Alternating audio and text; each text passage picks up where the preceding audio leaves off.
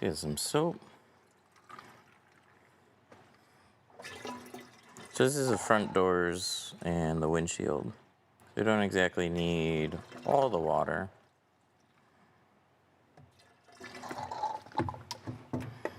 Hence the pouring. Add some soap. Lock this up. This is our pressure release. Leave that closed. Otherwise, see? Leave that closed. 90 PSI going in the tank. And we can click this button.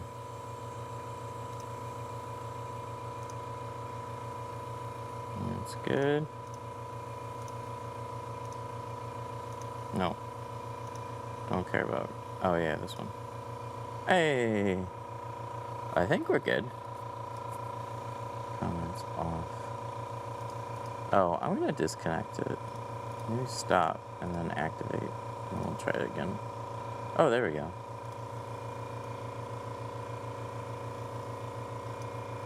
I like that. I think we're good now. Good morning. We're learning.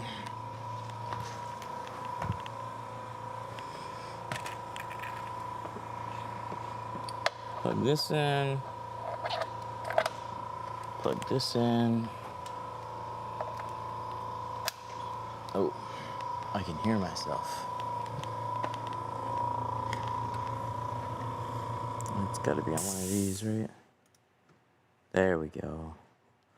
Better. Okay, so we got an Audi Q7. We're doing front doors and the full windshield. And I spent a little time looking at the windshield. It's not exactly gonna be a fun one again for quite a few reasons. Your typical Audi dot matrix border. So you can see where this card goes into. All that's dots. So you want to cover that as best as possible. You get a fun mirror cutout, which actually looks like it gives us enough space around the whole thing. It's just like an extra funny, weird shape that sometimes can pinch in certain areas. So we really don't have a lot of room against that. And then I took out a screw for this pillar. There's speakers and airbags behind here. But this was literally pinching right against the glass, right along like this whole windshield. So I took the screw, popped it out. This pops back enough. I don't need to remove it entirely.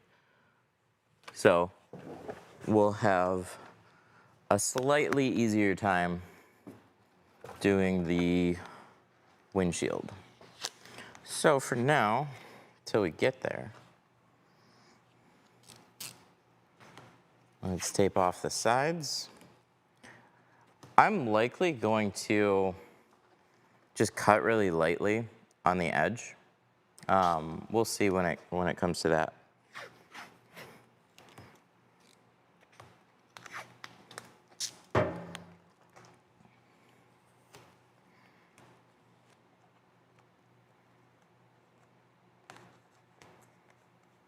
Sneak in some tape.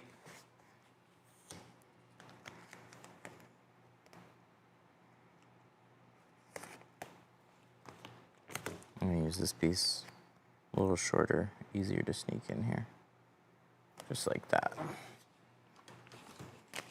This might be too long now.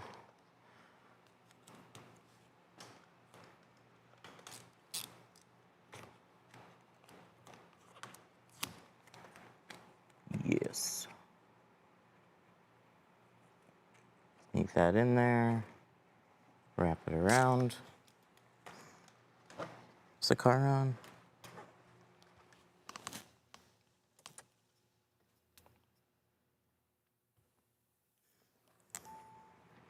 Dum, dum. One more? One more Audi? Where's the key? Is the key out of it? Oh yeah, key's over here.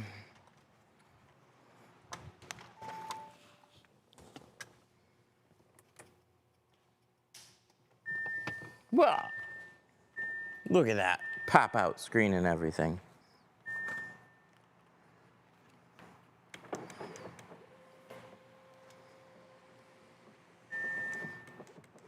Are you sleepy? A little bit.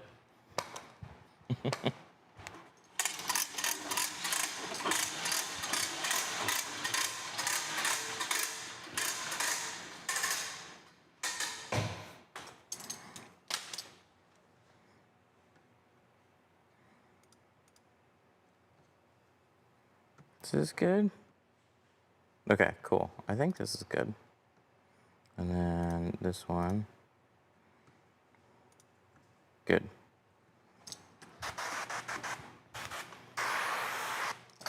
Let's get this wiped down. We're gonna be doing Apex, 35 on these front doors, and giant quarter windows. It's kind of annoying. They're not too bad because they give you a little bit of room in there. They're just on the, like, it's like, why? Tint on the outside. I don't even have tint on the car yet. We're just wiping off a window, man. Can't catch a break anywhere. Touch a towel to it. Tint on the outside, damn it.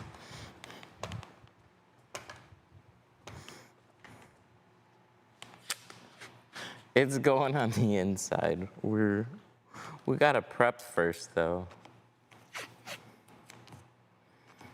What tape is on the seal? It's our seal guard tape. Glass Aid seal guard.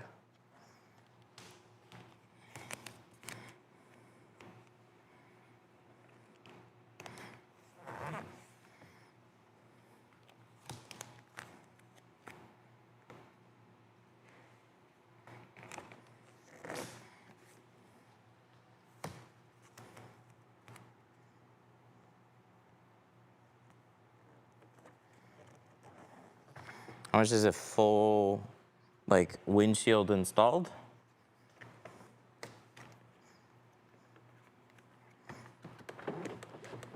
Starts at 150 here.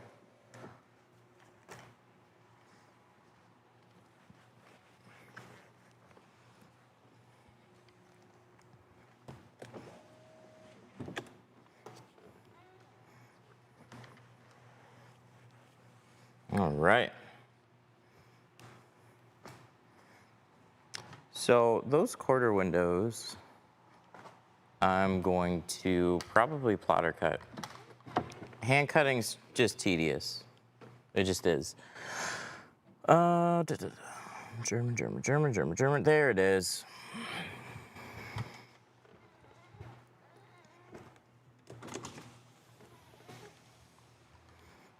What's the tape for? So when we go to install this, it keeps dirt from really feeding into the sides. Just keeps everything a little cleaner.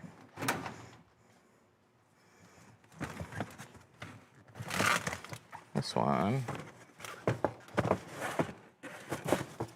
looks good.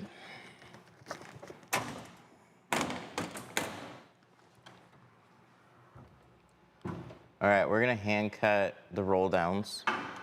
We'll plotter cut the quarters, and then we'll hand cut the windshield.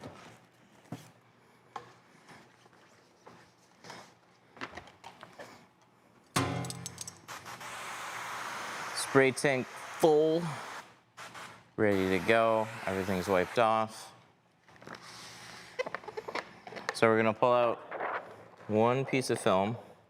We're using a 24-inch roll right now. You could definitely get away with using a 20 on this one. We're using, oh yeah, I forgot to mention, 35%. I might have said 20. It's actually 35, in case I said anything else. So we're gonna double cut this, which means we're gonna cut out two pieces at the same time. We can save a little bit of time by cutting mirrored patterns. So we took the roll, you just flip it upside down. unroll another piece. And so now these are opposite each other. Might switch to core. It's well worth it. I would even entertain just getting it. Get that out of the way. Get it. Whether or not you keep it for more than a month, I would just try it. That's how you know. Figure out if it's really better for you, but I don't know. I'm very cynical towards plotter softwares. I really like core. What's a good graph tech to get? I have a workhorse too, but been getting too many problems with Digi. Your cuts aren't gonna be any better by getting graph tech. It's Digi. That's what I mean by I get so frustrated at software. You could cut out, or should be able to cut out, the exact same pattern on different machines and get basically the exact same results. The reason why people will get a graph tech is they just want a better built machine.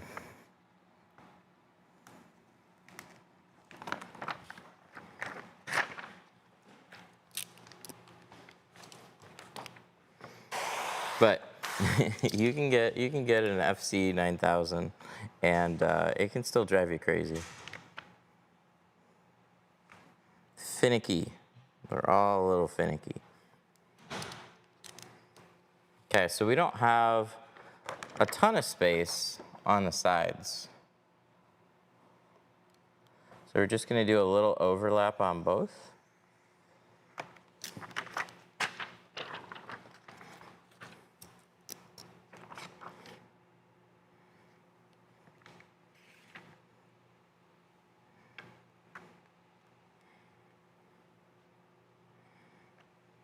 Digi was doing good at first. Gonna try cutting out core. Yeah, they're all gonna have like certain patterns that they fall short on. They're just not as ideal. Just as a whole program with solid patterns, I have way less issues overall using core. And it costs me just as much as everybody else to use it. They get far more attention from me though for it. But it's good, it's really good.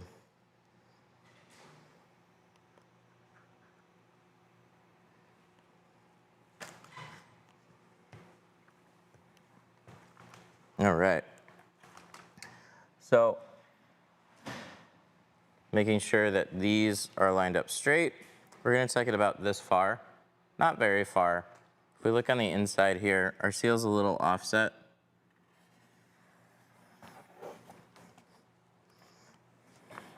And we're gonna roll this down.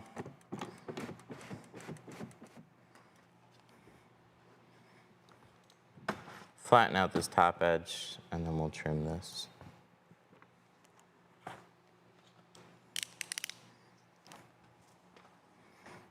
Jimmy's back. Which is just like a colossal business fuck up. Let's get rid of somebody, lose a ton of people, and then we'll bring them back, which will not really appease all the people that we just pissed off, and we'll probably piss off the people that we were trying to appease. So that made total sense. How many cars can you tint in a day? We don't try and pack this place. I just don't have to tint that many cars. So we'll generally shoot for a couple in a day. I want to make sure I got time to stream.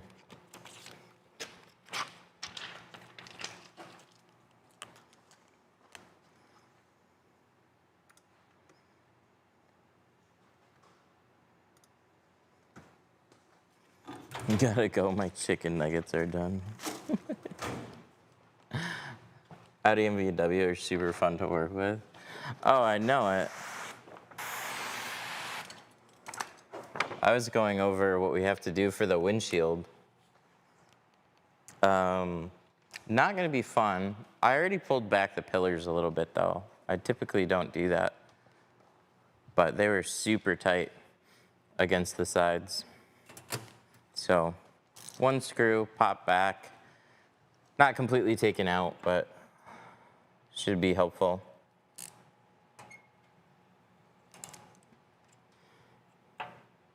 Yeah, Audis and VWs are, they just do a lot of dumb, super tight tolerance stuff.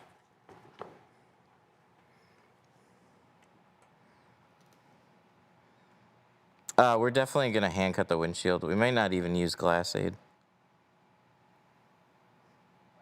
We might use it on spots, but we'll see.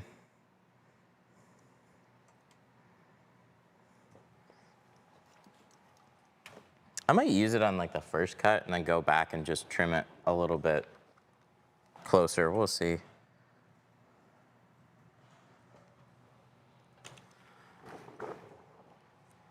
It's a 2017.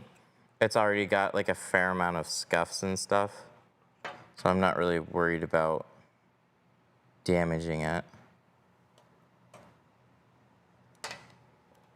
Not like I'm going to.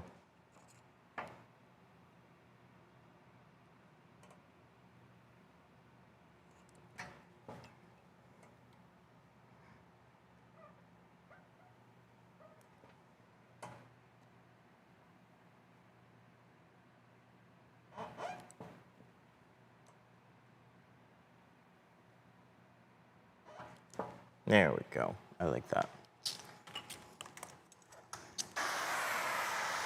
What type of glass is that peel board? Tempered. You know, I've cut on a lot of glass at this point. There's 100% a hardness difference between just like your regular like plate glass, annealed. Like if you just have a peel board versus these, I thought we were gonna put just as many, like, you know, you start getting the deeper scratches and stuff. I'm sure we're gonna get them eventually, but my God, is it just far more durable on surface cutting. It goes through a lot of classes. But usually, you know, repeat cuts in the same spot, you're gonna start seeing like, you're gonna feel little cuts and then you start getting little gouges.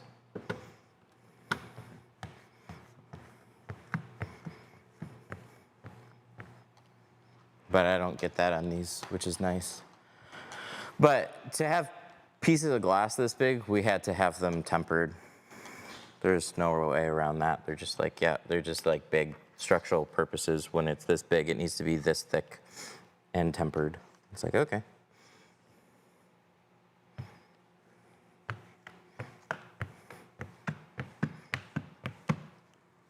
Premium ceramic from Tint Club. I don't know, I've never used it.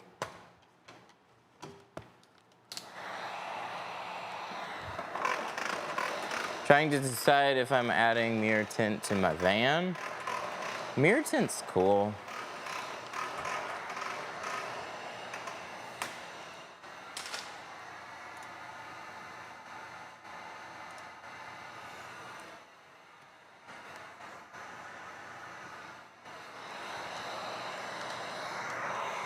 Mirror tint, like, so what we're installing right now is a ceramic tint. It's gonna absorb a lot of heat. What's nice about mirror tint is you're gonna reflect that heat away. So rather than absorbing it, it just gets pushed away from the car. The glass can still get hot though, but it definitely helps. I have it on the roof of my Tesla and it keeps it, the surface temp of the glass even cooler. It's like a 40-degree difference. So if you're doing like a camper van or something where it's largely sitting, it's great to have tint. Reflective tint is actually a better option. That's why they do that on houses too. Do they still make mirrored tint? You can, the way to get a good one is to actually just get architectural film. I would just validate it with the film company beforehand. Just make sure it can shrink. Like we have super alloy that's got a really thin adhesive. I probably wouldn't put that on a car, but like Geo's got a Lunar 20 that you can definitely put on a car. I've done their exterior 2020. You can put it on the inside or the outside, it'll shrink.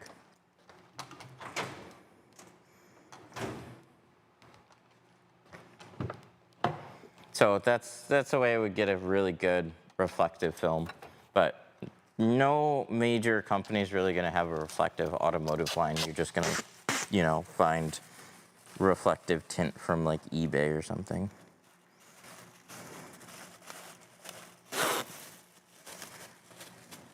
Oh, this one too, huh?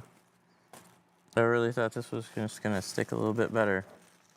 Let's prep it before we do that.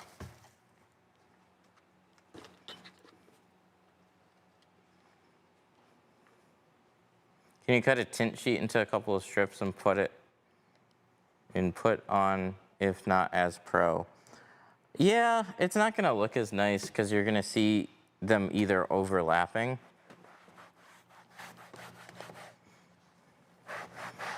or a gap.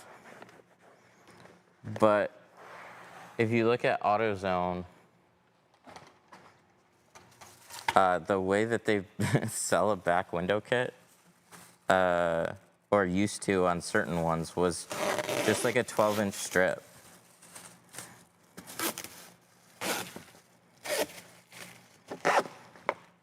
And then you would just layer it. Like, look at, I think Gila window films. If you look up their installation video, they have one that was made, I don't know, years ago.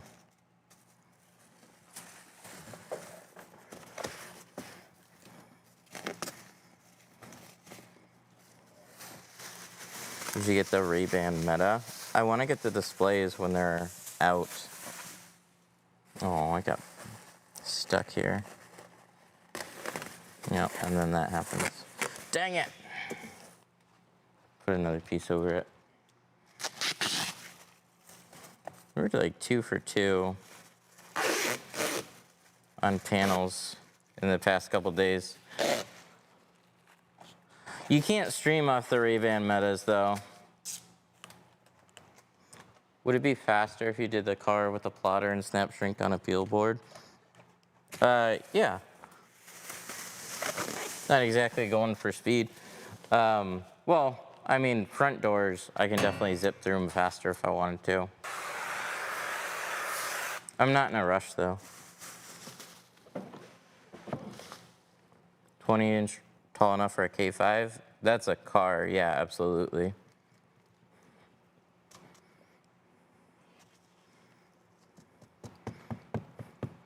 What's up, Jaden? How you been? What kinds of glasses you have? These ones. These are Oakley's.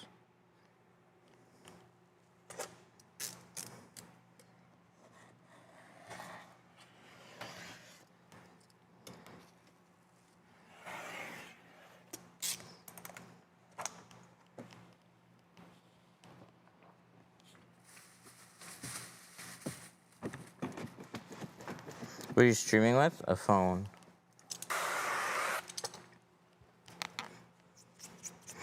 I get the question like every stream now. I respect Facebook's marketing. They push those things like crazy. They're super cool. I'll get the displays when they're available. But they do not stream. Not like this.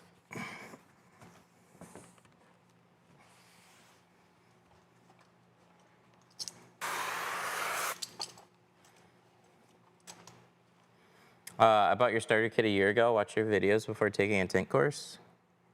How did it go? Where'd you take a course?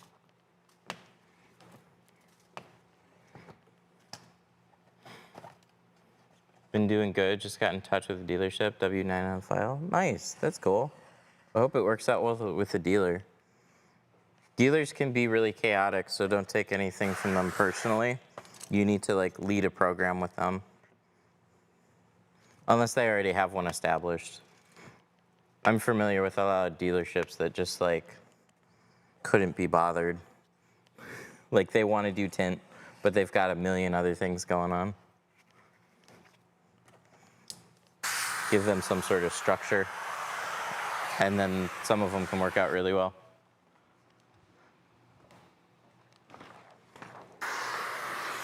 What kind of mount? It's just a MagSafe neck mount. Nothing special.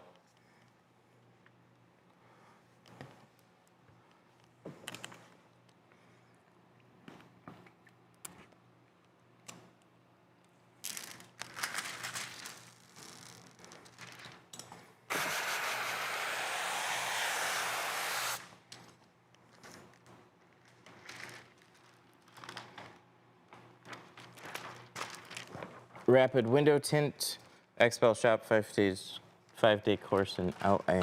Nice. Do they give you real cars? I hope they did.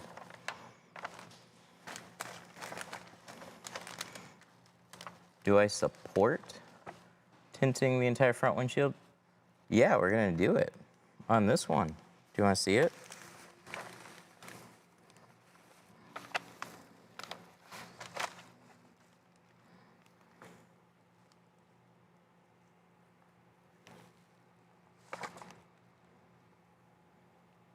All right, pretty easy fit. Nothing got pinched. We're just gonna double check the sizing. Looks good.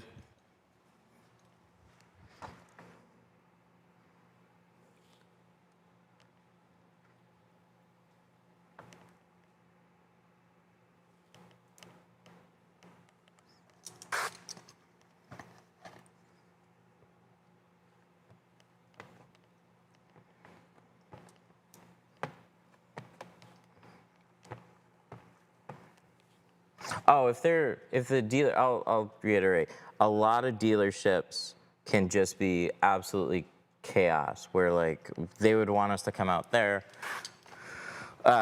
do a car. We just had to establish like we just need like a nice clean area to kind of work. We don't want to be where they're just like, right next to where they're blowing dirt off of a car. But as long as they're cool and you get paid, then they're going to be a pretty cool dealership. I've just been to a lot of them that are super chaotic. They're all going to be a little different, though. That's awesome.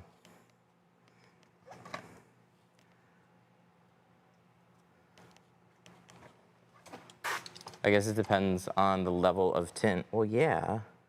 Just like if you're going to have a drink, right? It's like there's limits to everything. Windshield tint doesn't just mean, hey, I don't want to see out of my windshield anymore. That's silly. We're going to be doing a 50% in a ceramic, which is going to give them a nice little shade, super easy to see through.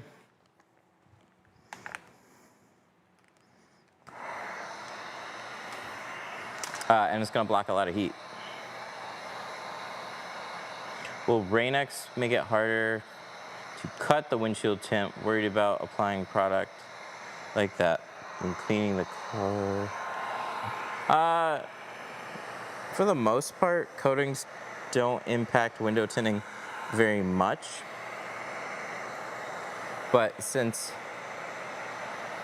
it's hydrophobic, sometimes when you're spraying like on the outside, it's a little funny. Or glass aid isn't going to necessarily stick as well as you're applying it around.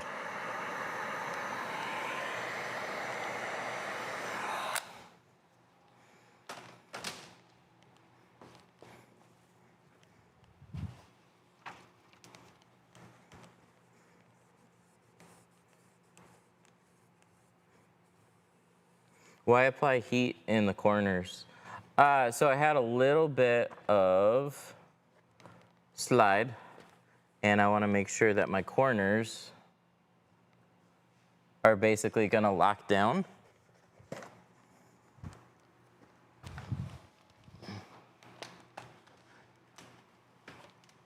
So a little bit of heat in the corners is going to dry that out very quickly.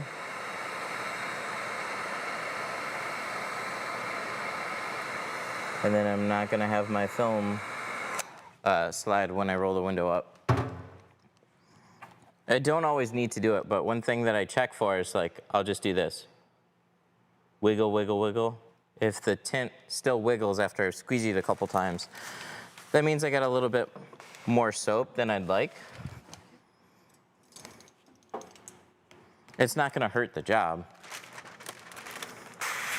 I just gotta wait a little longer before it locks in. I told them I can't quite do mobile yet. Plan to get a plotter soon. Oh, they're bringing the cars to you. Ooh, that's the best. Nice, I like it. Oh, heck yeah, then they're just gonna be a good client at that.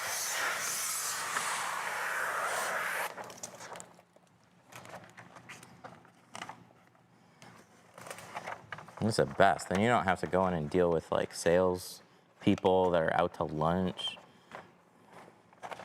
They bring it to you. Sick.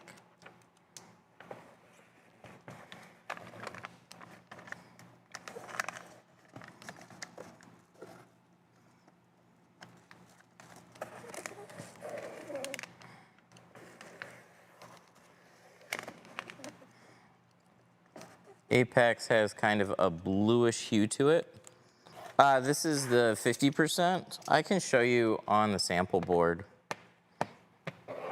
50 is gonna be super light, so whenever we look straight through, oh, sorry, no, this is 35. Whenever we look like straight through, it's gonna have like a very slight, but it leans a lot more neutral.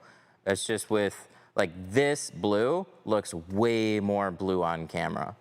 So whatever colors that kind of pop tend to be a little bit more exaggerated than what we actually see in person.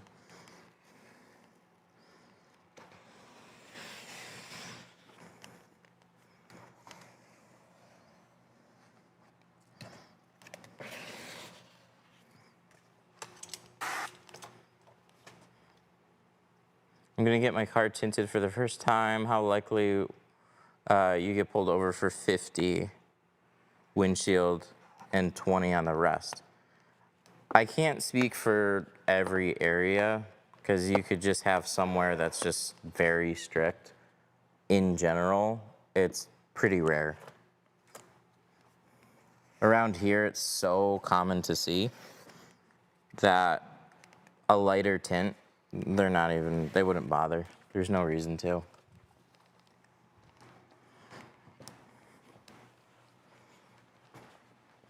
But just because that's here doesn't mean that's there.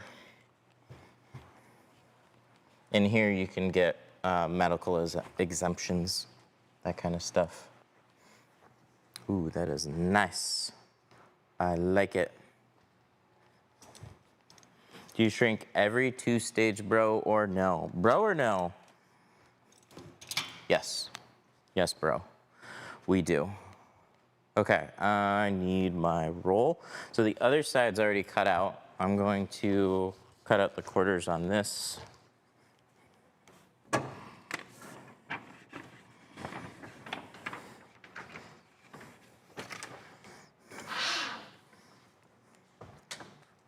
People drive me a little bit crazy on when they say they don't shrink door windows. It confuses a lot of people. If you're new, just shrink the door windows. There's no reason not to. The whole point of shrinking is to prevent fingers from popping up. When you're new, you're gonna like magically create more fingers than exist. It's weird. So by taking a little time and shrinking, it's gonna just do you a lot of good. Yeah, this is an FC 9000. So this is like a 20 Audi. Do you even shrink? Yes, when I say a shrink, like every door window, I mean everything. What is it, Q7?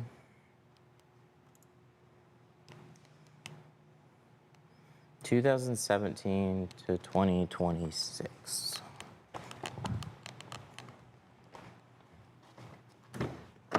We're like right at a year changeover. There's what we're looking for.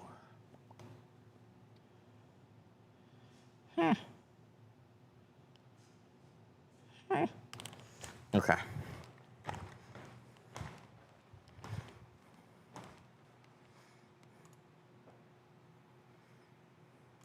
Front port. Ah, here I go calling them quarter windows. I mean the port.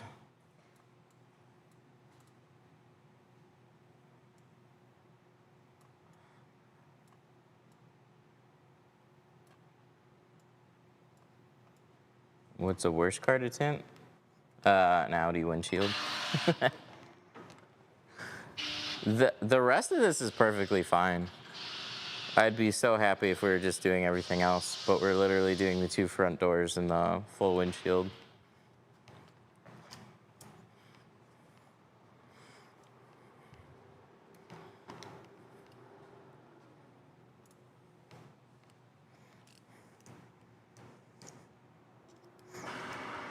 We're using core right now.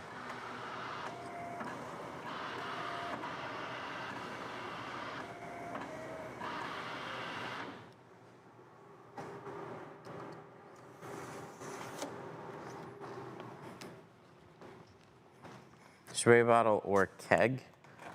We have a few different spray bottles around here, like this one. I go back to a keg every time. It's just for a few reasons. It's like, it's easier for me to just like hook this on my tool belt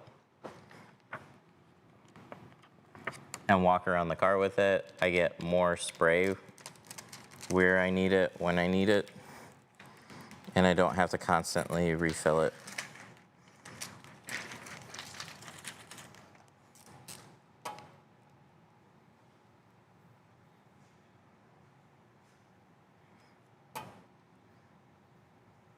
Yeah, hated tinting Q7s and a lot of Audis for that matter. Oh yeah, they're a pain in the butt. Why'd you hand cut the other windows and plotter cut these? Good question. Plotter software is really good at quarter windows for whatever reason.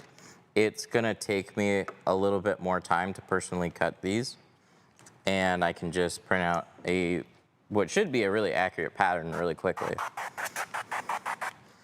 So it'll just be more tedious for me to trim that out. So I'm not really doing anything crazy by skipping over to the plotter with it. On the doors though, at this point I'd expect core to line up really well. But there's a little bit more to learn with hand cutting the roll downs.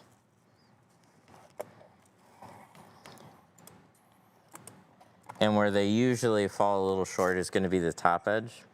But I have a nice, albeit small, border around this whole window. So as long as my cut fits, we should be sitting pretty. How long would it take you to tint a full car if they get every window done? We tell customers up to 4 hours with a windshield. We typically have them done inside of 3. But I wouldn't want to take much longer than that. That's at a nice, like, easy going pace. I'm not setting any land speed records.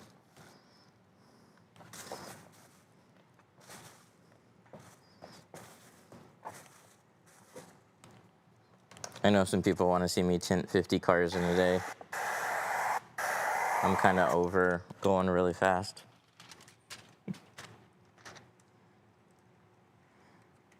Did I really? Huh. Oh, okay. Yeah, this goes on the driver's side. This is the passenger side.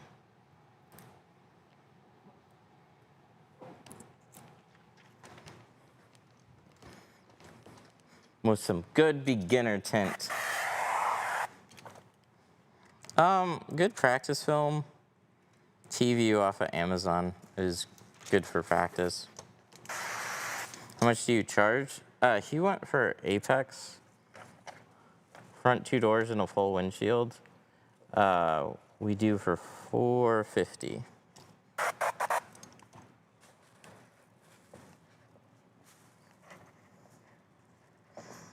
What brand are the cabinets?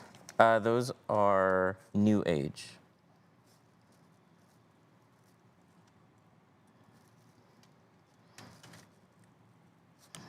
Damn taxing. Well, this isn't his first car that he brought here.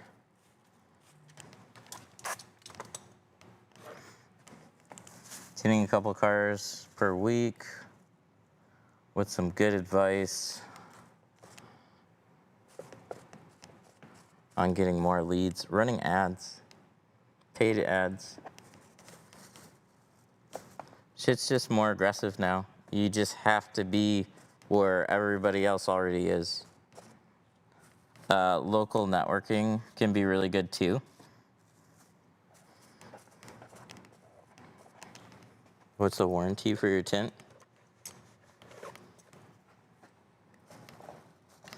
For 3 windows. Bro, can you count? 1, 2, 3, 4, 5. It's definitely 5.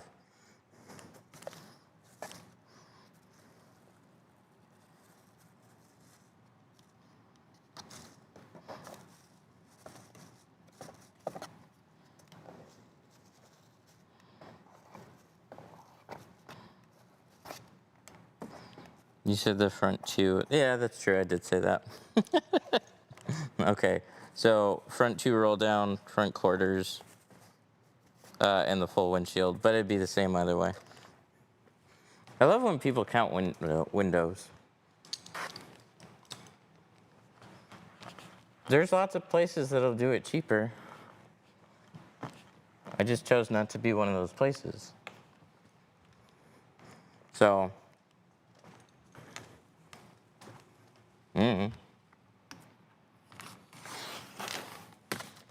I can do a full car for $450. It's just in a different material.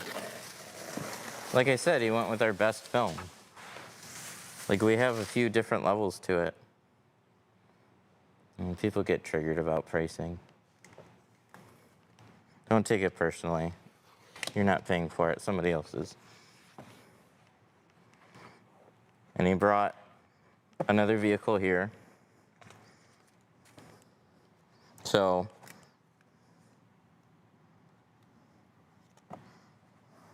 I'm a dog groomer. Everybody complains about my prices. Yeah, there's like a market to it.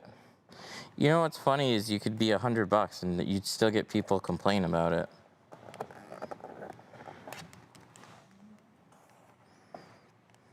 Different levels for different folks. That's how everything is.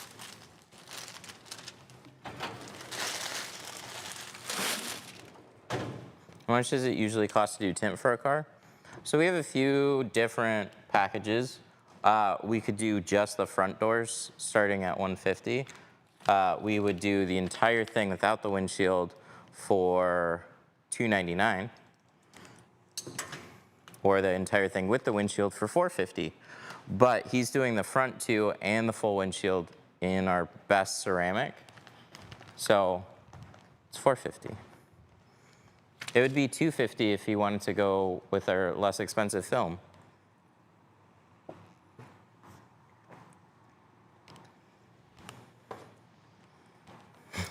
I'm just gonna stop talking about price.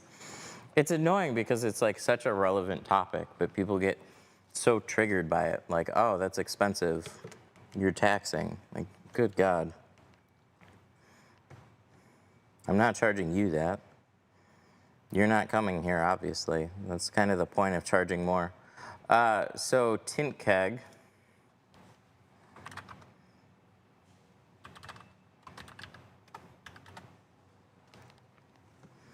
This is the spray tank setup that we're currently using. Not completely because we have the reels, but if you look right over there, that little guy down there.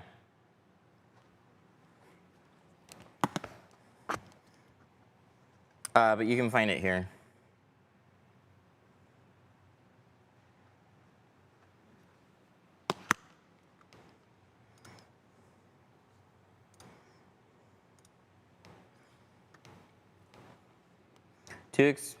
Reminds me later. No, Obi, I'm streaming. Why would I want to do an update while I'm streaming? That's crazy. Yeah, too expensive. People say it's a ripoff, too cheap, and people get suspicious. Yeah, when you price yourself cheaper, you're literally not getting certain cars. That's just how it is.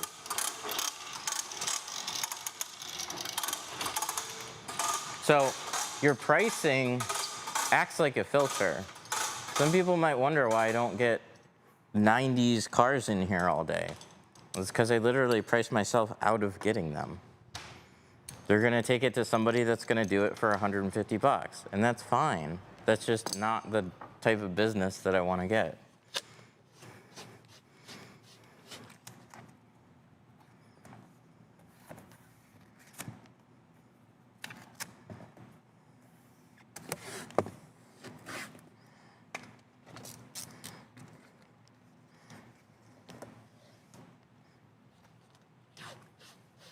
Is 150 starting out bad? For a full car, I think anything under 250 for like a full car without a windshield is tough to run a business off of. There's too many random expenses. It's good for an individual to make some money off of, but if you want to ever try and grow it past yourself, you're going to have a real hard time. But the nice thing is you can start at whatever price you want and you can change it whenever you want. It's just you got to realize people that are coming to you, like I gave discounts and ran cheaper prices early on. I still have some of those clients coming in and they still expect those prices. And sometimes I give them. Like, I brought like 3 cars over the past like 4 years. Or like, no, what, 4 or 5 cars over the past like 3 or 4 years? And then I'm more inclined because it's like, oh, okay, well, yeah, he did come early on and he's been cool and he doesn't give me a headache and blah, blah, blah, blah, blah. But the people that have done front doors for like 80 bucks early on, oh yeah, they're still like, hey, that deal. And it's like, hey, I can't do that anymore. And then I don't hear from them again. They go find somebody else on Facebook. Because I was that guy on Facebook at some point.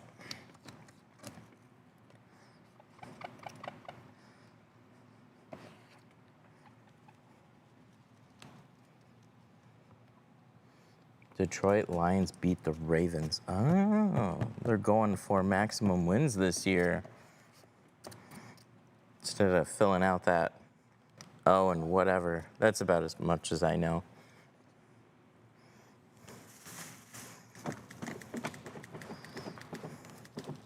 It's not easy to up your prices. Well, because it's, like I said, it's a filter. It is easy to up your prices, but when you start your prices lower, you get more people that pay lower prices. So when you want to change your prices, you're filtering out all the people that were paying lower prices. You're not going to get the people that were paying lower prices to all of a sudden spend 100% more.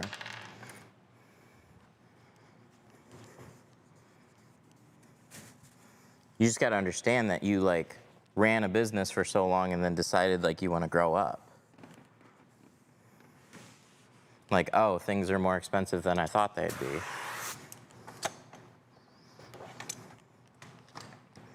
That's what we try and at least make clear to everybody. It's like you can make great money for yourself, and if you're cool with doing that forever, then keep your prices lower and just know it's going to be a grind, and one day you might not like that. It's like starting all over. Yep, 100%.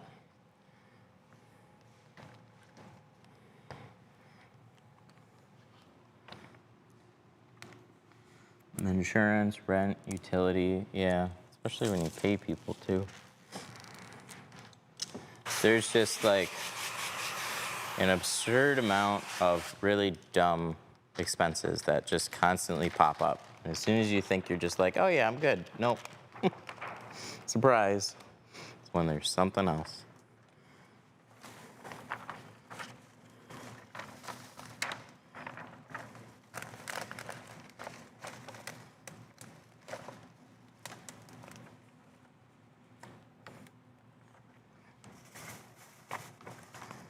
All right, so we're gonna tuck this into the sides. Once we get that tucked, we're gonna shift it around, line this top edge up as close as we can without going over.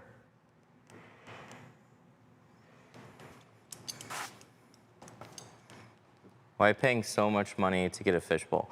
You know, I used to look at like two-door cars and like, why don't they make more of that? Because the people that spend money have families and have grown up. So we still do plenty of darker installs, but he wants a nice, lighter, pleasant daily driver.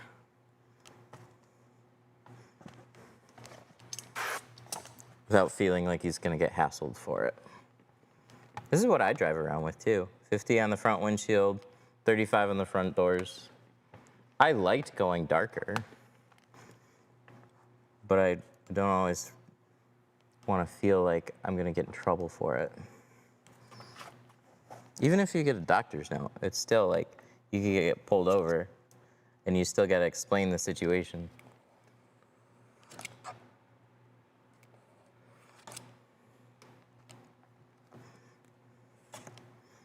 Five all the way around with 20 on the shield, sure. How much pressure in the keg? 90. 90 PSI.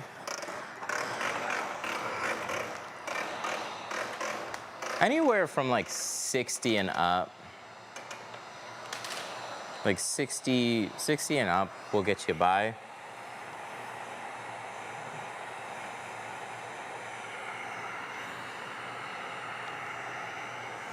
You weren't raptured? No, because we're doing a legal window tint. I think that's why. Allegedly. No, it's legal if there's a doctor's note.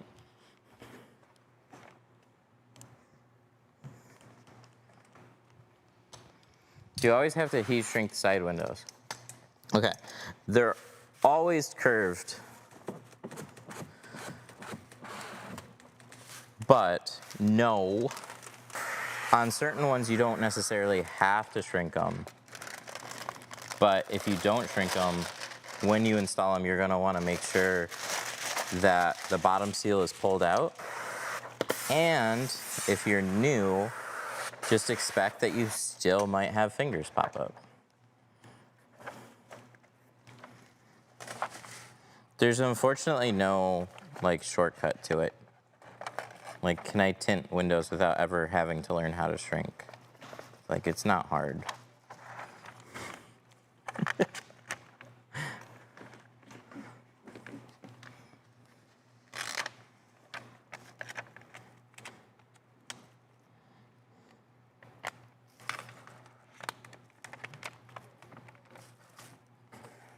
No rubber, of course. Do you have to take the rain guards off before tinting? No, but they can be annoying to work around. But if they are stick-ons, I don't remove them. If they're the WeatherTech in channels, they're usually pretty easy to take out. For a long time there, rain guards were all over the place on brand and quality, and then somehow WeatherTech just, what did WeatherTech do, man? I need like a Business Insider on how WeatherTech took over. There were a bunch of brands, and it didn't really matter. It was whichever one I could get here, that was the cheapest. That's what was getting installed. Not by me, it's just like, I worked at a lot of accessory places, And then over the course of like a couple years, everything just switched over to just being like completely WeatherTech.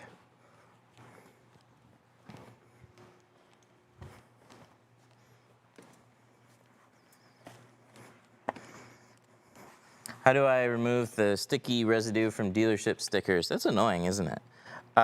Soapy water and either like a light scrub pad or a razor blade will take it right off. Even like a glass cleaner, like a kitchen scrubby will take it right off. Unless it's like really baked on there, then you could use a soapy water and a razor blade. I have the stick-ons, and I wasn't sure if I have to take them off before my appointment. Oh, I gotta do that quarter window. Dirt. So that should be, like, you might wanna ask. Here's the thing, no, probably not. But I'm not the shop, so you shouldn't have to do anything about it.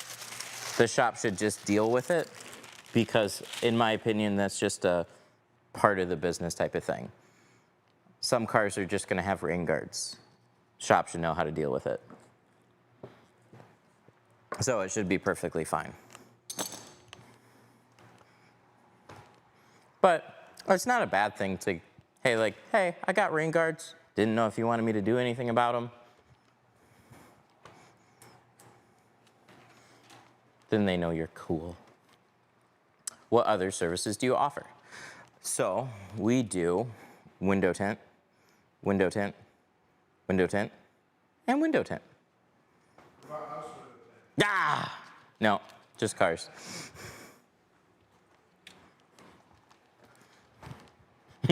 We do front windshields, we do front doors, we do back doors, we do hatchbacks.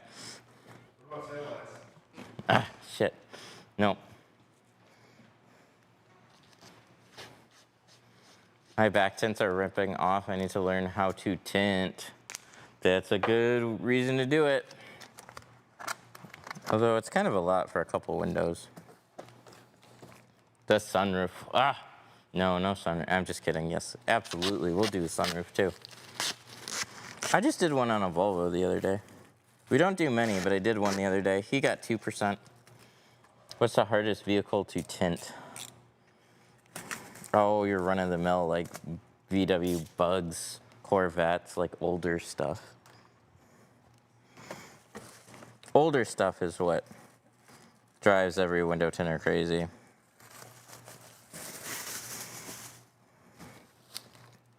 You know, I have the greatest phone call recording that I might wait a little bit longer to play. I'll have to dig it up. We had somebody call about a C5 or 6 Corvette, and he led with, "Do you guys know how to tint a C5 Corvette? Can I talk to somebody?"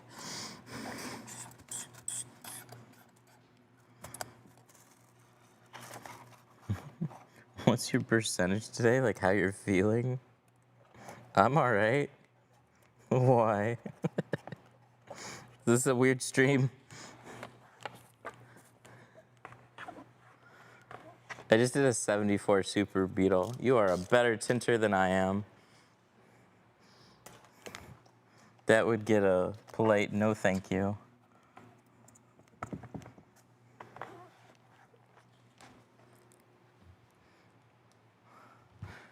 Different way to ask people how they're feeling. I was just wondering if I'm like, uh-oh, I wonder if I sound off today. Some days are more cynical than others, though.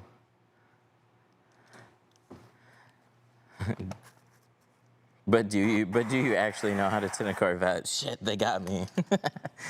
Look here, man.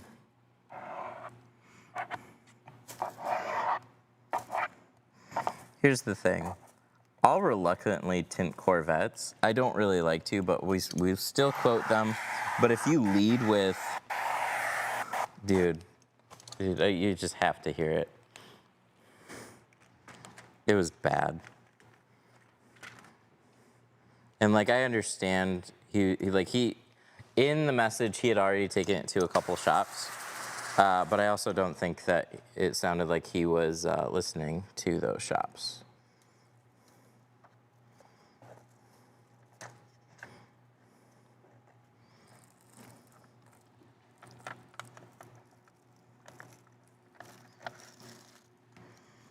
Oh, he had dot matrix issues. And so he probably took it to a couple places that did the best they could, and he still wasn't happy with the results. And he just sounds like a guy that wouldn't get off the phone. Like, he'll stare at that. It sounded like he'll stare at that car night and day. So if you have anything wrong with it, like, you are fucked. You're not gonna make him happy. That was all from vibes though, and I believe very strongly in initial customer vibes. There's just some that you just know. You're just like, oh, this isn't gonna be a fun situation for anybody if we go through this. Do you guys know those people that you're just like, you're quoting them and you're just like, oh no, I know what's coming. Please say no, I don't want to do this.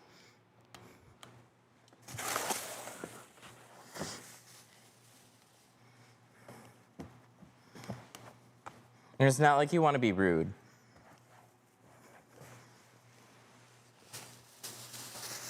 But you just know. You're like, this person expects, and I'm just not going to be able to get this across. What about quarter windows, or do I have to pay extra? Some places definitely charge extra. We don't. I did for a long time, though, when I was mobile, but that's because we were doing mobile. So I could spend longer hand cutting and installing these dumb little quarter windows than doing the roll downs. Because there's like, it's getting the cards in there, it's getting all the little bubbles out, it's making sure that, it's so easy to have something that just makes them look off.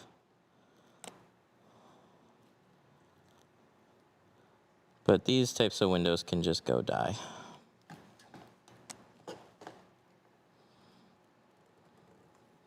But we charge a little bit more anyways. So when somebody pulls up and they have front quarter windows, we don't change the price on them. We don't care ahead of time. It's the same.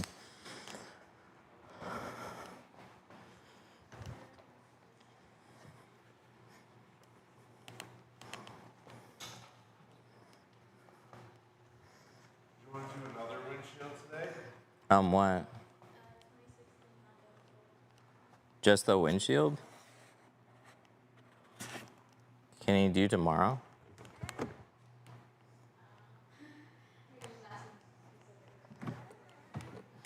I'd rather do it tomorrow.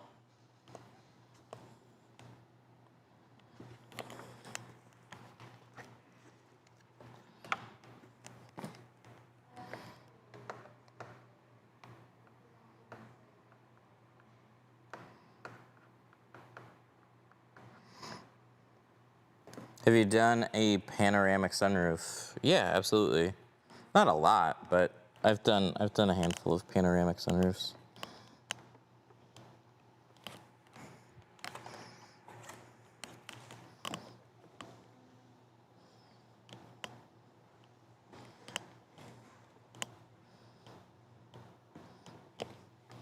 How many years does it stay on for? 330?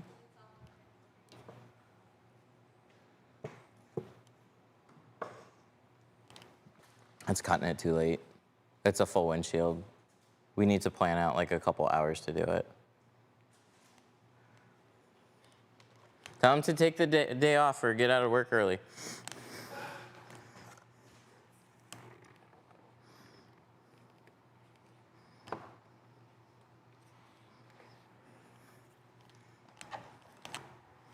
How often have I cracked a windshield? You make it sound like that's a regular occasion.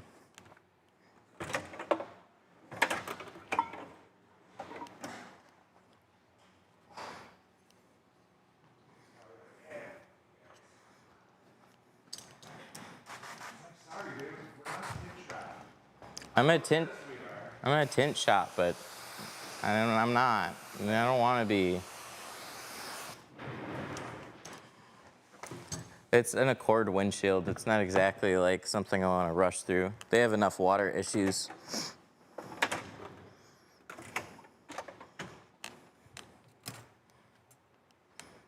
A Nissan Kicks SV, front two windows, 150.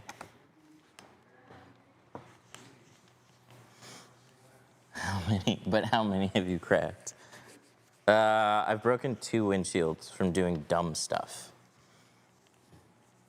Both of them Fords, neither of them F-150s.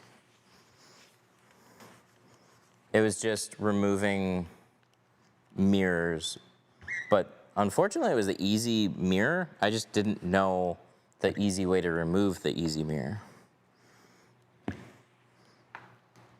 Everybody that I encountered that I asked would say, oh, just peel it off, it's fine. Yeah, it's fine until you pull a chunk of glass out.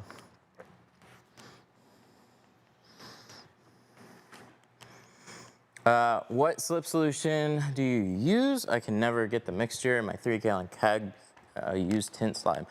I'd say it's because you use tint slime. I mean, it really depends on the film.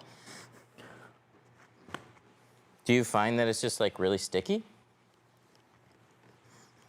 Or sometimes it's okay, and sometimes it's not. Yeah, tint slime is really sticky.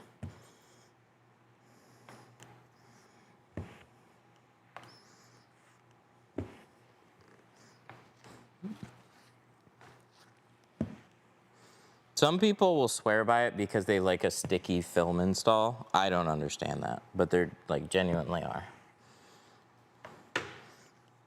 I like to be able to slide the film around. I use Geo.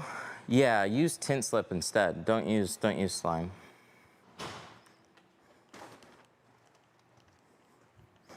An upper decker. Isn't that like a 90s joke? Are those making their way around again?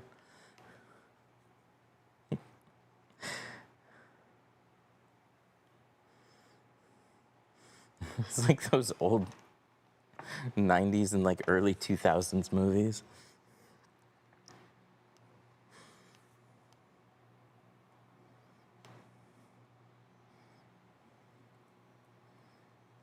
Like road trip, Euro trip.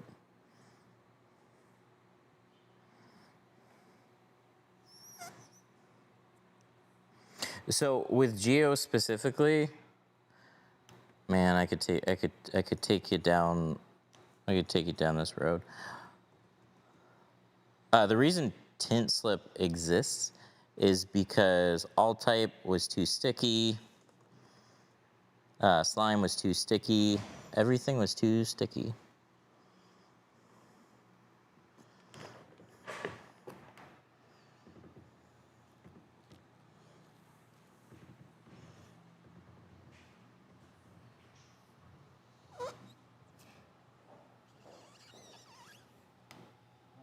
So window film adhesives vary quite a bit. There's certain manufacturers that have tackier glues, and a lot more brands use those now. So I don't even know a exact percentage, but I'd say a very high percentage of films now, those soaps just aren't necessarily ideal because you just need something that's more aggressive that allows it to actually slide. But they're just all marketed the same. Like, oh yeah, this is a mixing ratio. This is made for window tint. It's clean, blah, blah, blah, blah, blah.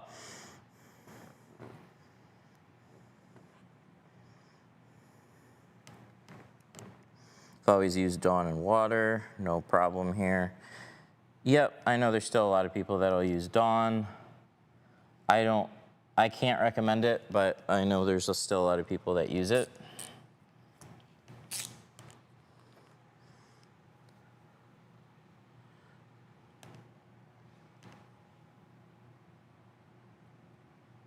I was cutting on the tape and the corner slid. Yeah, a couple of reasons it can do that. So the very first thing that I did is I scrubbed down the window and I squeegeed it off. So this is completely dry. If you wipe it off with a towel or you have drips, these are gonna pull, absolutely. The other thing is this is flexible. So it's really easy to pull a stretch of tape out and then you let it relax and it will retract back a little bit. So if you've just overstretched it, it'll naturally want to pull back in. So make sure it's completely grease-free.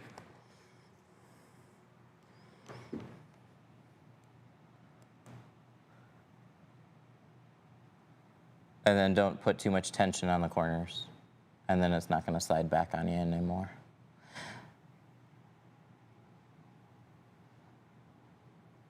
Can I use sink water? Yeah, you can absolutely use sink water. But it depends on how clean your sink water is. So some areas just have hard water and sediment. So I would just take some like clear bottles and just do water samples and just see if you see any little bits floating around there.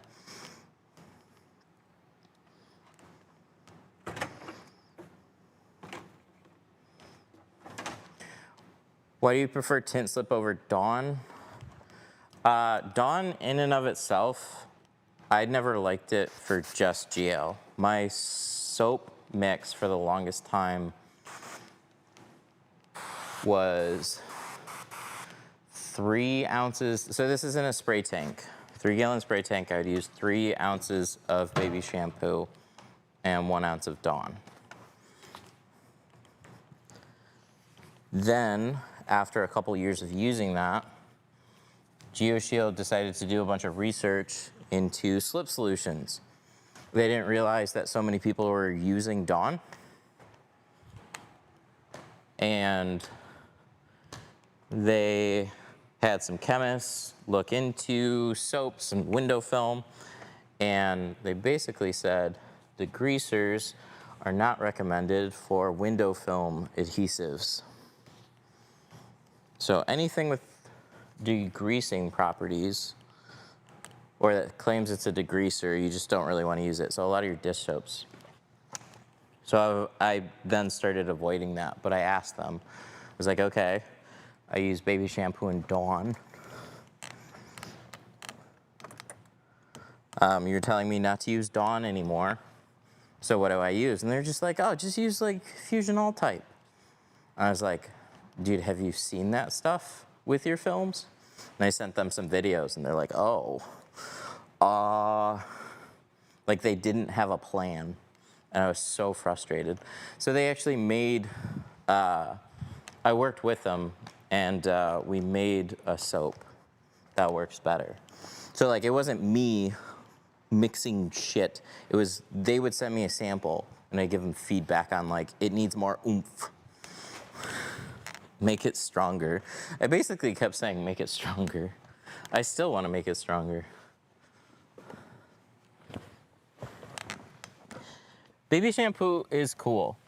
I just never found that it worked super great with Geo. Geo's just really sticky. So more power to people that will use it with Geo. Baby shampoos are perfectly safe to use. They're just mild soaps. So keep using baby shampoo if you like it. It's just not for me.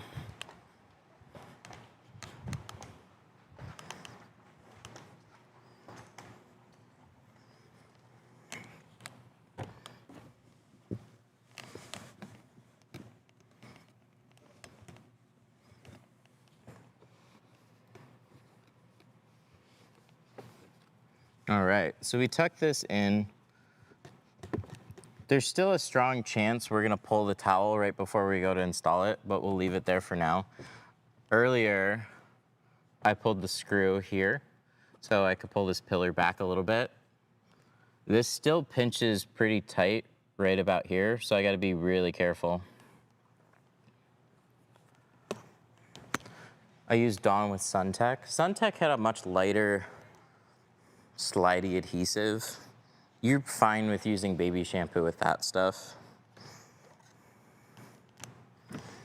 If anything, it might be very slidey. And the thing is, the mixing ratios are completely subjective. So they'll say 1 ounce per gallon.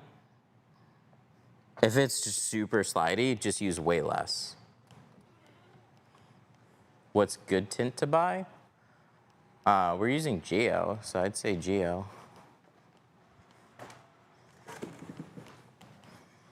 Tint Depot Ceramic IR, good film? Yeah, I'd say so. They're a global distributor. So you're getting some type of global ceramic film there, allegedly. What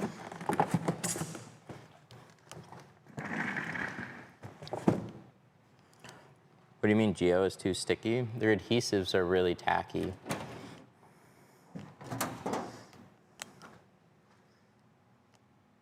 So I like them. I use them. I need my 50. Where's my 50? Where's my 50? Really? This one?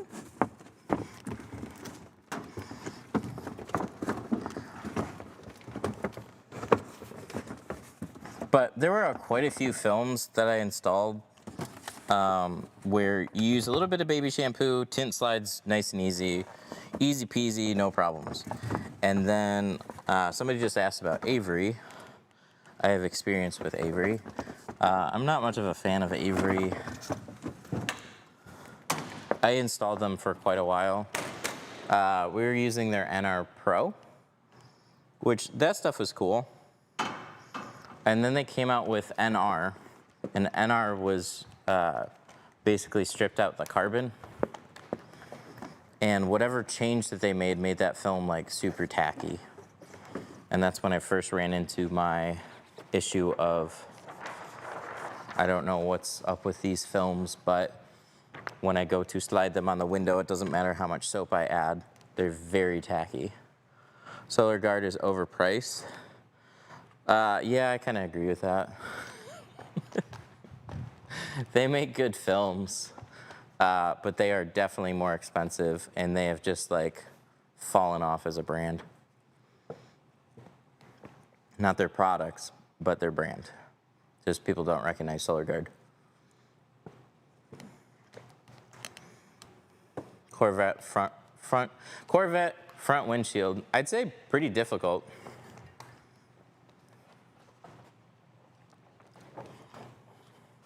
GeoShield is the best. It's basically impossible to crease. GeoShield makes great films. They are not impossible to crease. We do a lot of classes. We see lots of creases. They make great shrinking films though. Super shrinking friendly. But shrinking still takes practice. They're picky too. I went to do my own business. They didn't want any new customers. Dude, what? Man, there's so many tinters that are like newer to the business that like go to approach these brands. And I swear these companies just have like tinter fly swatters. They're just like, fuck off. Like if you're not doing 100,000 a year, they don't even want to pick up the phone for some of you guys. So you ask like, what do you think about this film? What do you think about that film? It's like, the films are fine. Good luck dealing with a company. Some of them just can't be bothered, and I have no idea why. It's the vibes I'm getting from people trying to sign up with Core, unless it's changed in the past couple weeks or something.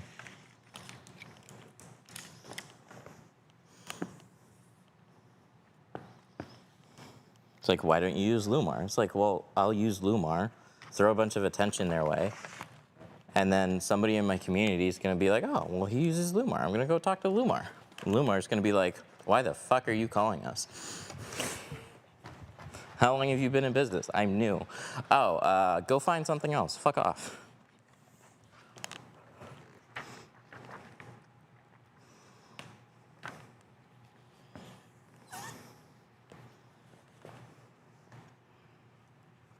What type of tint? We're using Apex 50% on this windshield.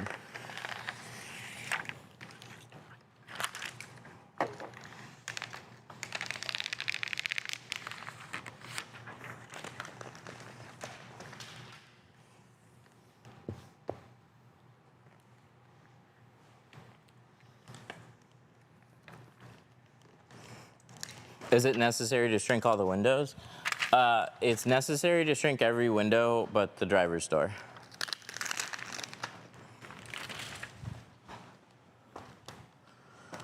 I'm not in the industry at all. How does it make sense for these companies to not sell their product? Is it they just don't? They're looking for bigger business. They're looking for established companies. They're not looking to grow with an installer.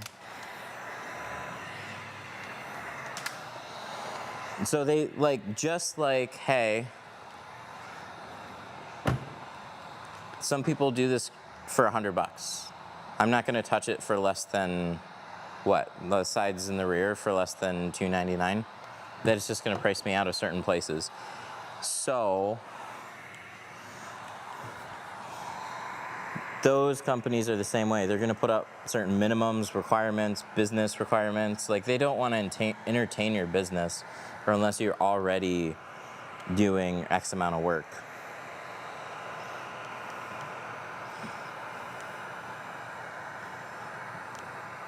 But yeah, they're some of them are very protective of their brands.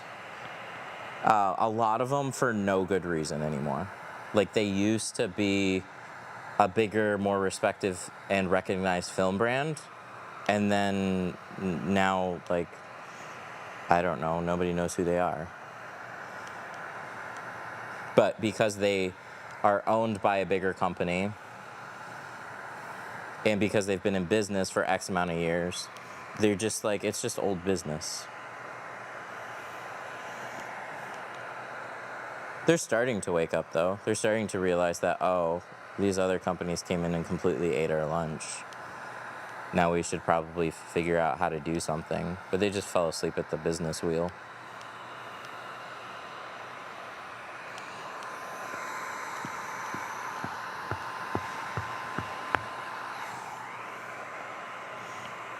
It seems so backwards. You could potentially be making a ton of money with an installer as they grow and continue to use their brand. Yeah, that's what that's the way I kind of see it. And I don't know. I do see there are a fair amount of people that go the opposite way. They'll grow with a company, and then they'll see certain shops using this other brand, and they'll think that it's all sunshine and rainbows over there. Hi! Welcome. Did you enjoy your morning? That's good. Do you feel refreshed? Ready to kick some ass? All right, I'll let you finish up this windshield. I'm gonna go take a nap.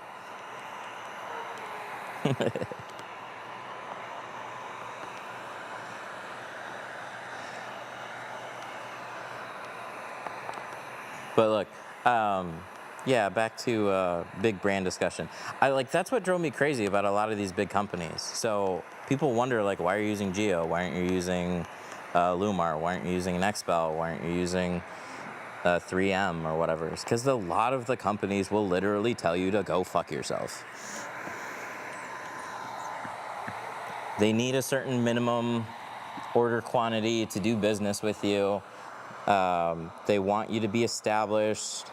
And don't get me wrong, there are definitely some of those companies that have earned and deserve those spots.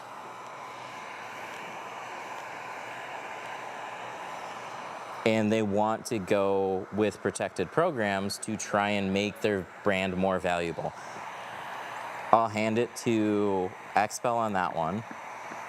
I think certain shops in certain territories, the brand's not really going to do much for you, but it absolutely will do a ton for you in the right area. And like a company like XPEL, I give them a lot of credit. They got into the Tesla app, which is just super cool. They create an annoying amount of uniformity between all their shops. So they're really overbearing on, like, very controlling. But they want all their customers that go to those shops to have the same type of experience. And consumers really appreciate that. So if I'm an XPEL dealer and I've got a ceramic coating that I want to install that I feel is a much better product, XPEL would likely kick you out of their program if they found out that you were installing it instead of theirs. So it's a big tug of war. Their products are more expensive for their dealers now, but their brand is more valuable. So there's a lot of give and take there. It's gonna work well for certain businesses, not gonna work well for other ones.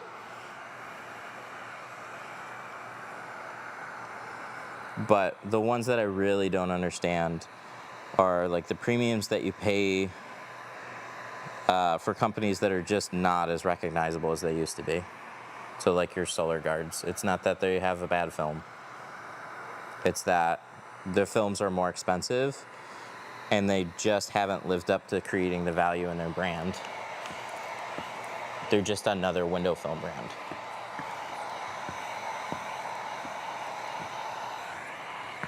They need to take some of that big corporate money and actually stir up business for you. That's the whole point. Brands need to work for you.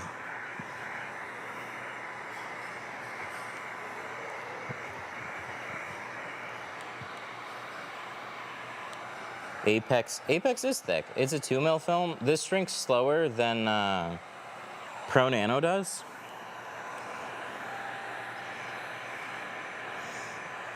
But it's 2 layers of premium ceramic, so you don't necessarily want to go super fast with this. Why do you not use the plier? But I did. I cut out the front quarter windows today on it.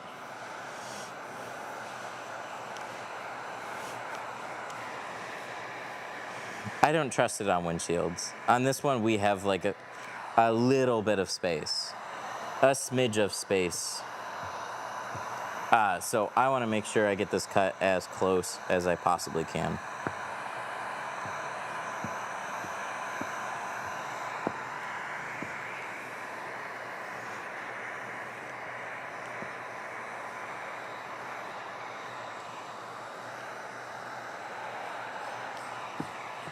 Do we mention pricing again? Like, they paid for the time. I'm not in a rush. How hot? How hot's your heat gun? I just turned it on high. This one isn't as hot of a heat gun as you can get, but I just 2 clicks, I make it as hot as it can go. All right, let's trim this out. What do you think about High Tech? High Tech's cool. They got an interesting story. They're a global distributor.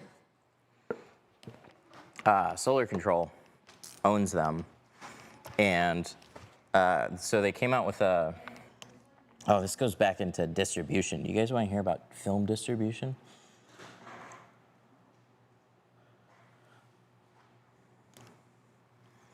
So there was a really widely used film brand called Global. Global's another one of those brands that was very popular. And then, again, they fell off too and let other companies come in and eat their lunch.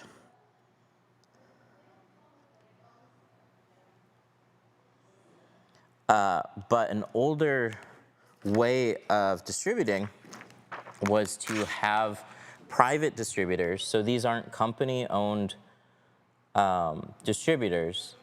They are independent distributors that have territories. This is how Lumar used to operate too. Lumar now distributes their own film, but they used to partner with companies and then they would give them territories. So for example, 44 Tools used to be a Lumar distributor, and they were super hot stuff at one point. So Solar Control is the global distributor for Texas and like the lower, I don't know, like 13 to 18 states or something like that. So anybody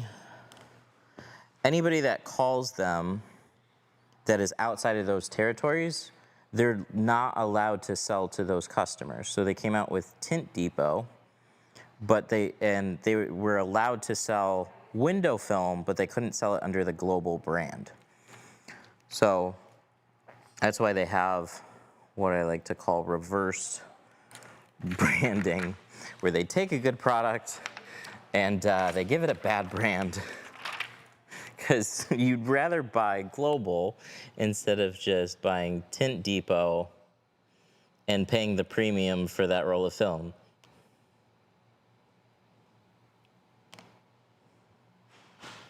But they woke up one day. I told them their issue was their branding on Tint Depot, because they were a partner here for a little bit before we were more of a tool distributor.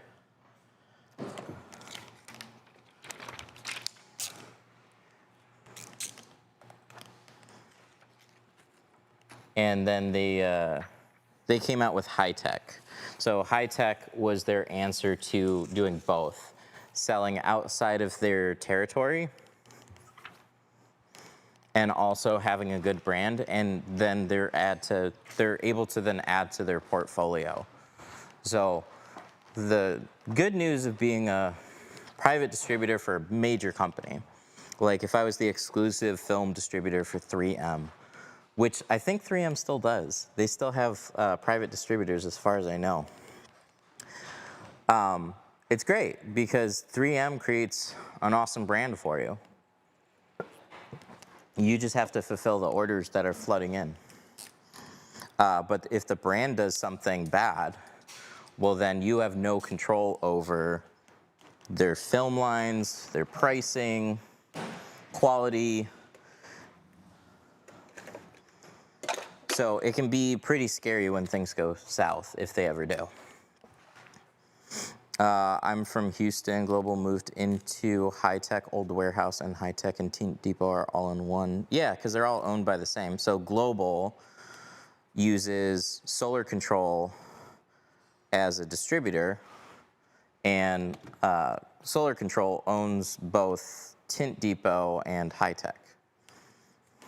So yeah, that all makes sense that they're all in the same warehouse. So they're just operating quite a few different brands all at the same time.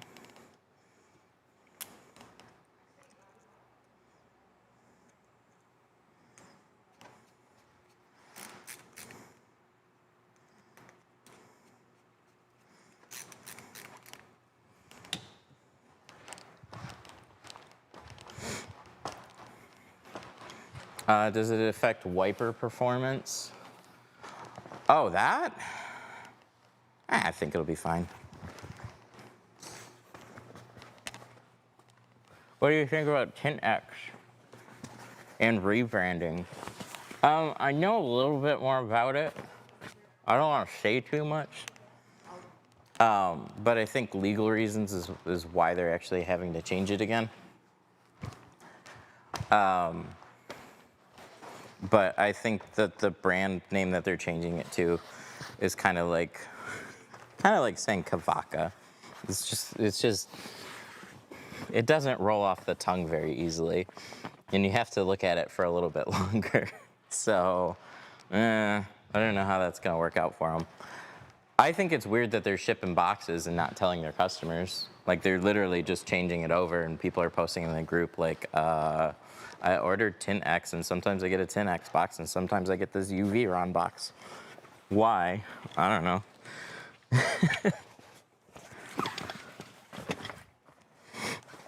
But that's like the third brand name change that they've made in the past like 2 or 3 years. Hard to, confusing for customers, that's for sure.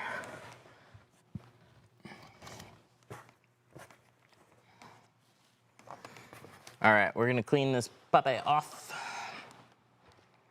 Do you recommend using high tech or just stick with sun control? I don't know anything about sun control, so I couldn't answer that. I know quite a bit about certain brands, but I don't know everything about everybody, unfortunately. We should map it out. Ooh, that sounds fun. That'd be cool if we could map that out. That sounds like a fun private group thing. Is like track down what films are made where. And you can peel away some of the branding and just kind of know a little bit more about it. Because if you ask film companies, they're not really going to tell you much. They're all going to sound pretty and give you a price.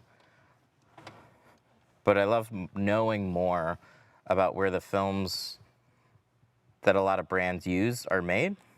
And then it starts to all become a little bit clearer on like what you're competing against.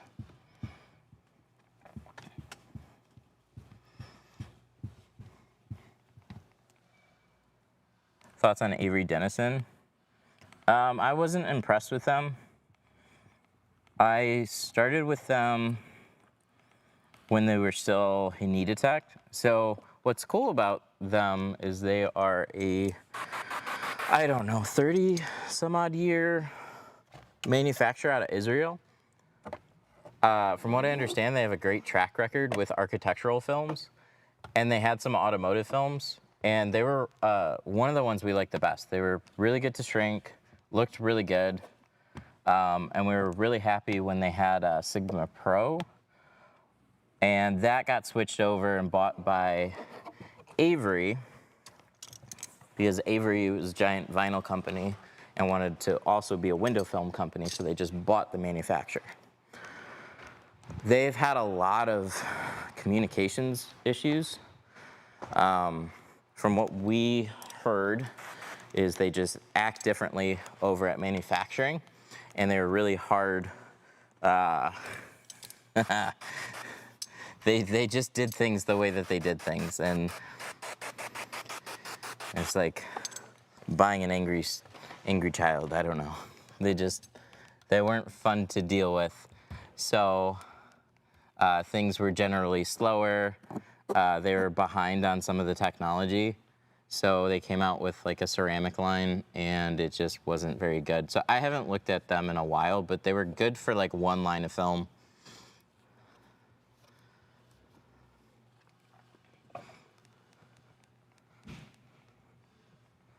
The window tint guy said it was really high quality. Yeah, if he installs it, he will. These nuts are $450.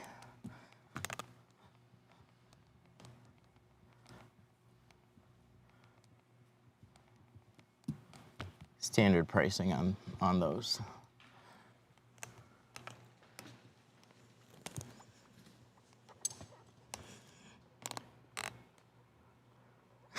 No, I got a razor blade on this.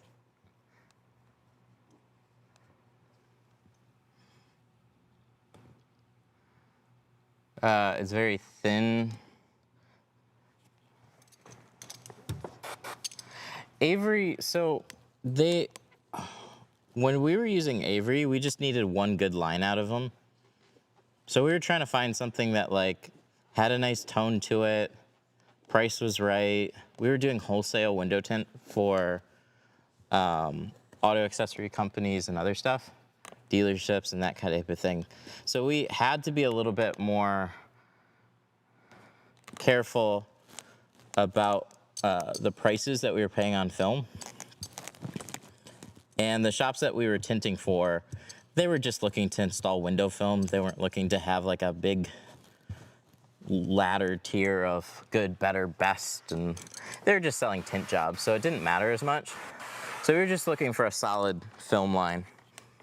So when I installed them, it was purely for NR Pro and then NR.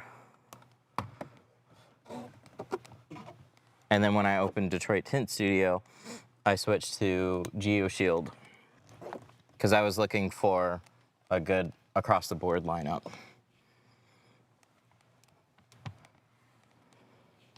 Are you using your phone? Yes. On windshields, it's kind of a pain in the butt.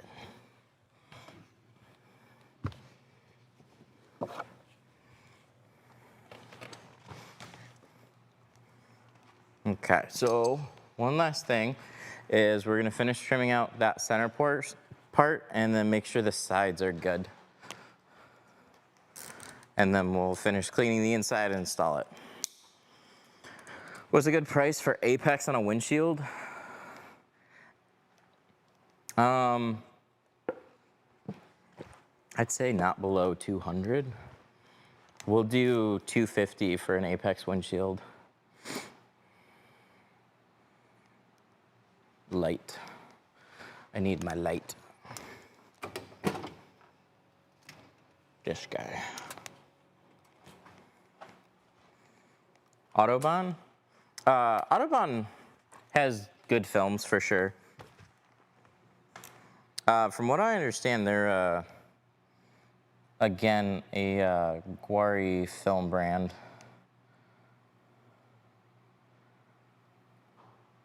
They've got a really solid growth strategy though.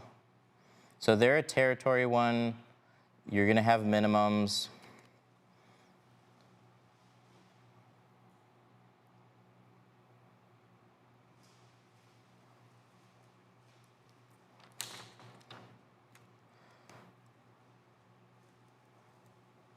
I don't know exactly what the startup is with them, but they definitely have like a really cool network of installers and people.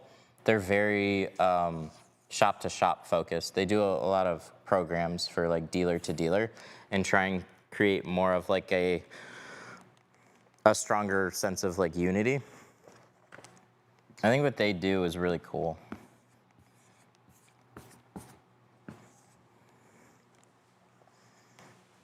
At the end of the day, they're just trying to sell you window film, but they have people like easy to contact reps. A lot of them own other tint shops and, you know, will help you try and grow your business as much as they can.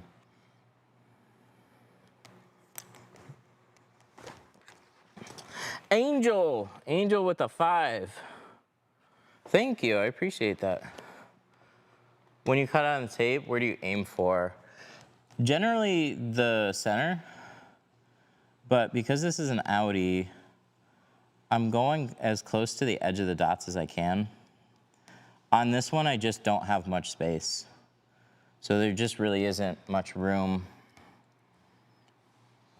Like an 1/8 inch border in some spots is gonna be too wide.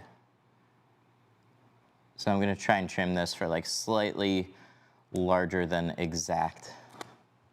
So that's why I peeled the tape off. And I'm going to trim directly at the edge where I can see them for sure. Just became an Autobahn dealer? Nice.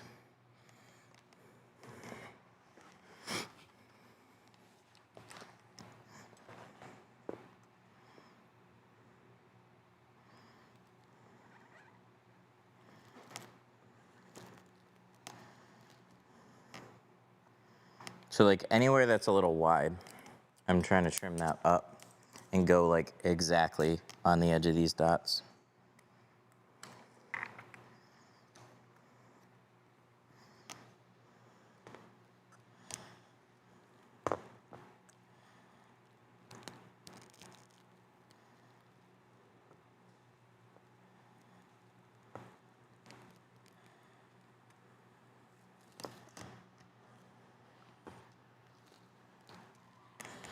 That looks good.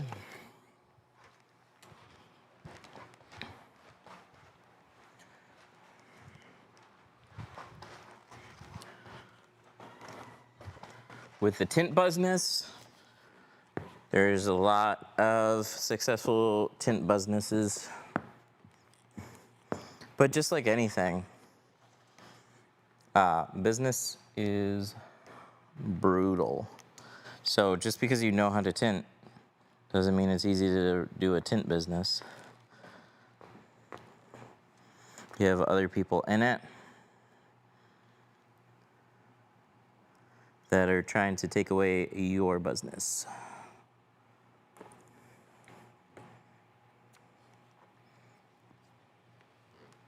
Important sauce. Is that like the Chick-fil-A?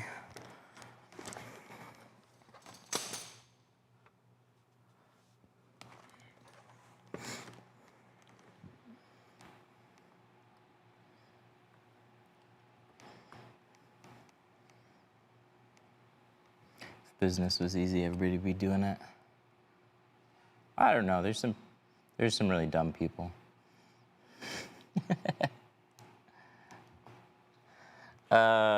Startup was $2,500 with the Autobahn. It goes to film. I didn't have to buy all the marketing stuff. Oh, interesting. I wonder why. I wonder if that's based on like where you are. I think a lot of those rules can be flexible if they want you as a shop, or if they're trying to like fill out a territory. They have the flexibility to waive that. That's nice of them.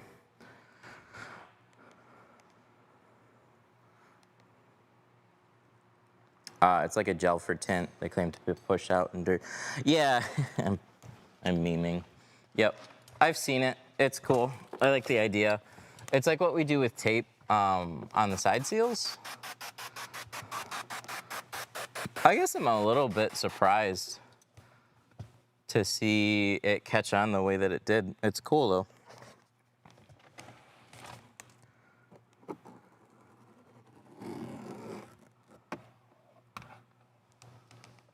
All right, so we're gonna squeegee this off a couple times.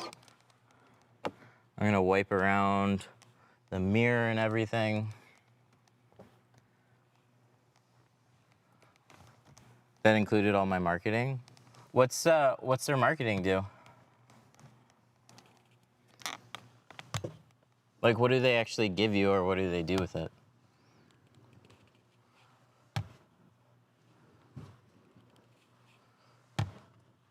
Because I mean, 2,500 as a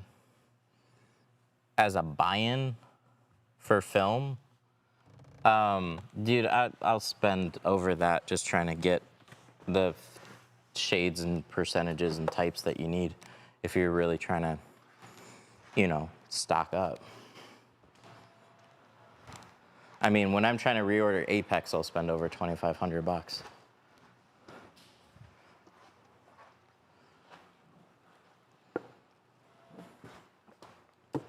Isn't Audi Eastman? They're owned by Hooper Optic. Huh? Audubon's a Hooper Optic company. They're owned by Eastman. Oh yeah, that part's surprising. I forgot about that. That still doesn't seem real to me, but I know it is.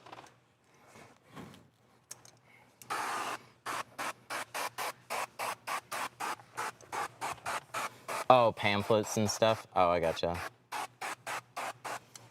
Pamphlets, heat lamp. Nice. Heat lamp's super cool. And it's nice when a company has that kind of stuff.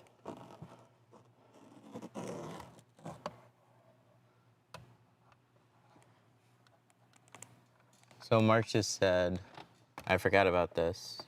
We talked about this before. Hooper Optic. So Autobahn's a Hooper Optic owned company. And Eastman bought Hooper Optic a long time ago, I guess.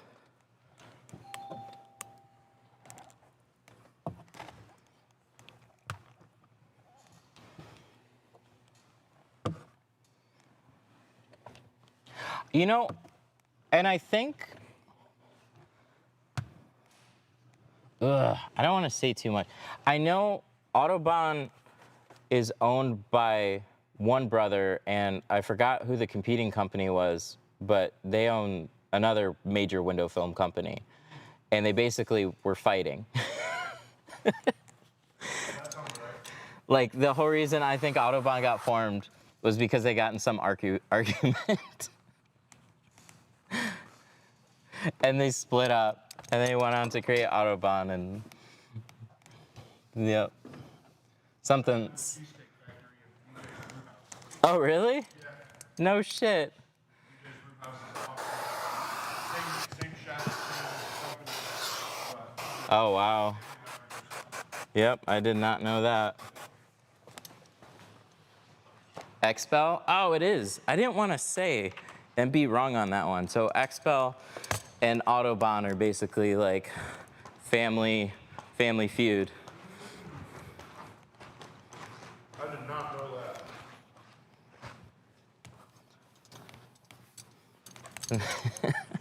This is a good discussion today.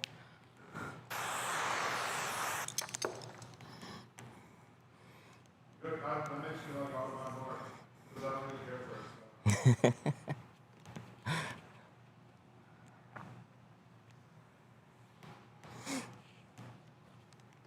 And I don't know why, I have no reason to. It's not like I appreciate what Expel did. They and no shade against anybody that's an Expel dealer. This is pure, like, business is brutal. They just really annoyed me with software being very friendly, onboarding a lot of people, and then they get bigger and then they cut them out. That kind of stuff really annoys me. But if it's just pure business decision, I get it. I get it. I get it. But there were definitely quite a few people that hung out here that's like, hey, yeah, I was an Expel dealer for like 2 years, and they just called up and said, fuck off. Go buy something else.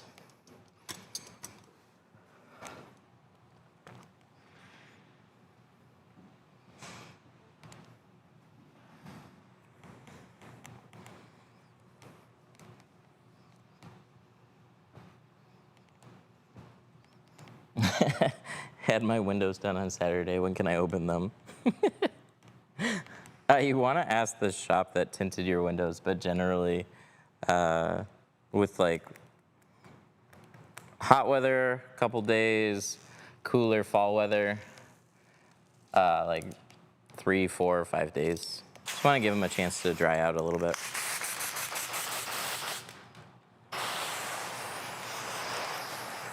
But if anything happens, they're gonna fix them.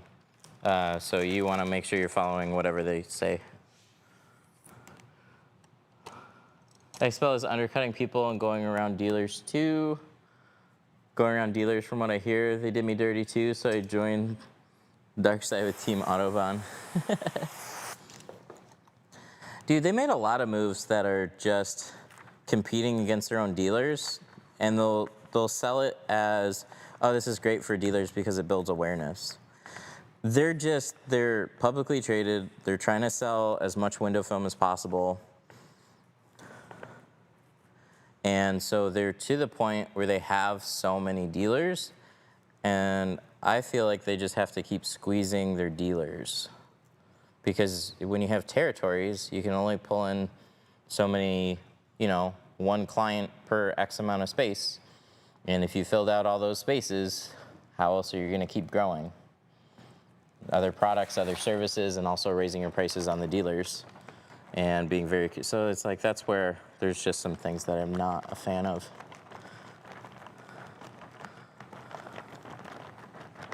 But they bought a lot of dealership companies. So they bought Permaplate. Permaplate was a big preloading company. So they go into dealerships, give them software, give them a machine, teach them how to install, and then all the cars as they're getting sold off the lot gets installed with Expel. So it's really self-competition. because they had the rule about territories and stuff. But if you were tinting for a dealership, they basically just said, "Hey, we're gonna take it from here, buddy."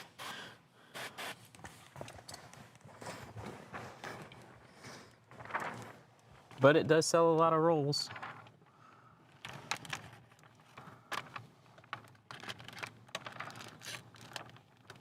That's the goal.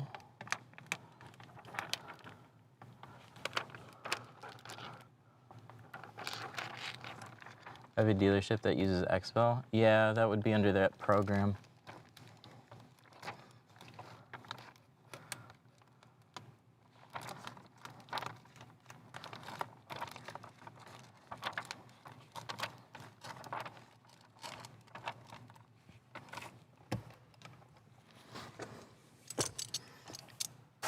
I use Autobahn and Expo. Oh, don't let them hear that.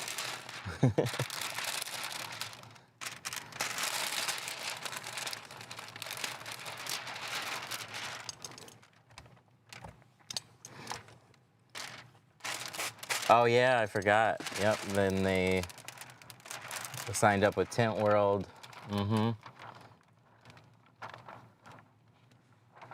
Yep.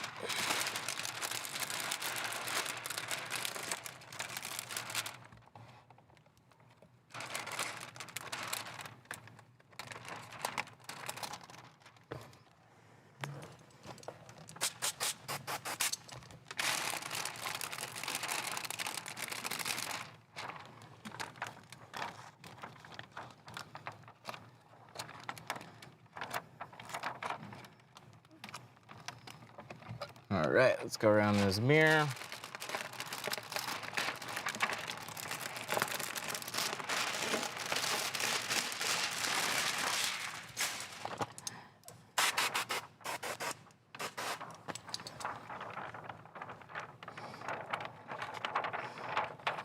I like Core out of all the cut programs. Me too. I just like what works.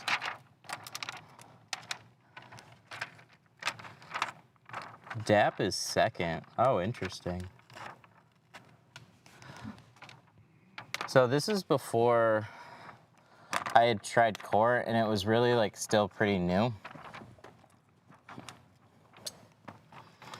Like, cause they had Precision Cut and a few others, like Lumar. Lumar had Precision Cut and True Cut.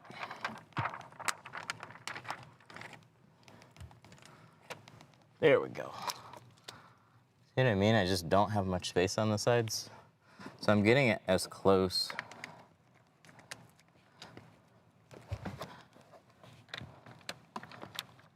Please give me the space to tuck in there. Oh, we made it.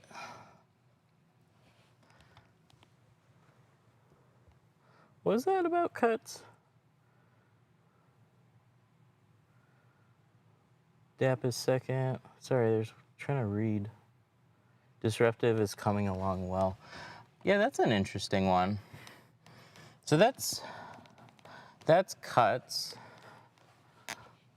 but they're trying to put their own flavor on it. Software is just tough, man. Patterns, getting patterns is so difficult. It's just so time consuming. Getting good patterns.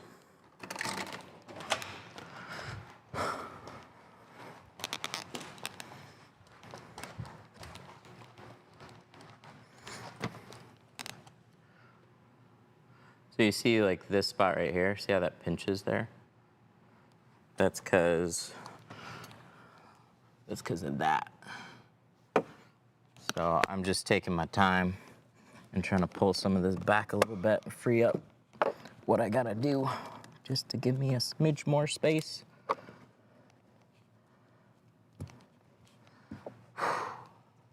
And you just have everything. You got that down there, it's all tight. You got this funny mirror cut out. You're trying to get it like just barely tucked into all of this, all the way around. Not a fun windshield to do when you got a phone on your neck. But we're doing okay. We're just gonna cross our fingers real hard. That's why I pulled the towel out though. It's because even the bottom, I just don't have much space down there either.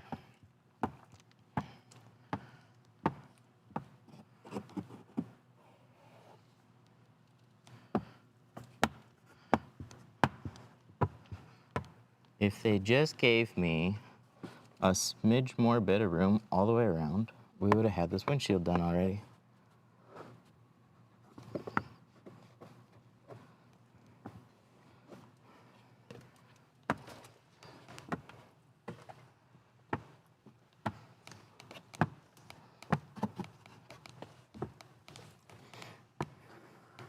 I almost want to post this as a question on the group, like who wants a group that gets down into manufacturing. I'll think about it. But it would be really cool if like we just made a private group and people could spill what they knew about certain companies, and it just kind of takes the veil off some of the brands. So it's just like, hey, I like this film. Or I'm not too keen on this one anymore, kind of shopping around, but I don't just want to jump into some unknown.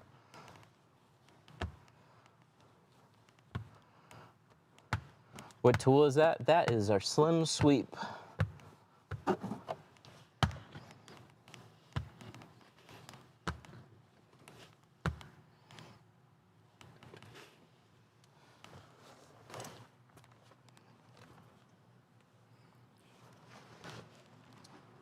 It's just, it's too annoying from like an installer's perspective. They're just like kept in the dark. You don't know anything about the company other than the pretty branding that they show. They tell you it's all sunshine and rainbows. And then if you knew like it came from a certain place, you would have avoided it altogether or something like that.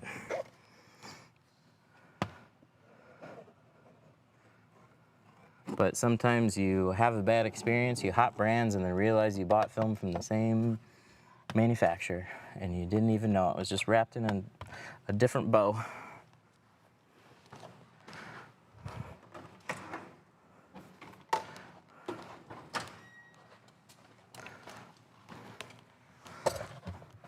There's only 3 polyester manufacturing companies. Yeah, like an interesting. I'm not gonna say too much about this one right now, but Geo was partnering with a manufacturer. That's where they came out with nanocarbon, and they were trying to get away from some foreign manufacturing.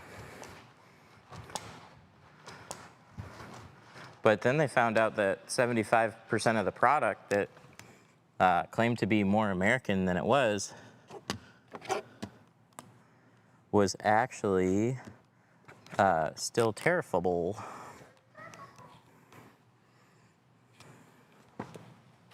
So even when you're trying to buy American, yeah, good luck. You're not really. Are you listening to the comments? Or are you reading? I'm doing both. So I have a headset.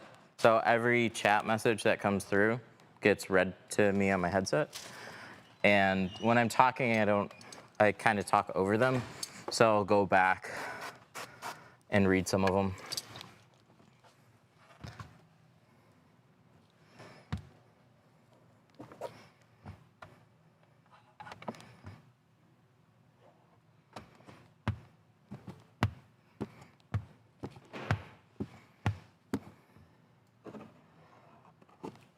This is a separate program to listen to them.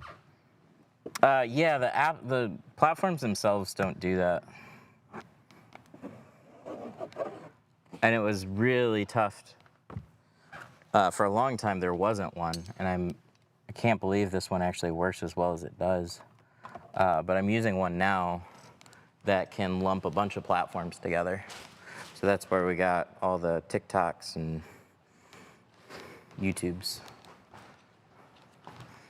How many squeegee passes do you usually do? Usually like 2 to 3. So I'm gonna do like your main pass, And then I'm gonna do like a harder pass after that. On this one, I'm going around more times than I'd like because there's so much little edge touch up and it's hard to reach some spots. So I'm just trying to make sure I got everything. I'm gonna sweep this off and double check it.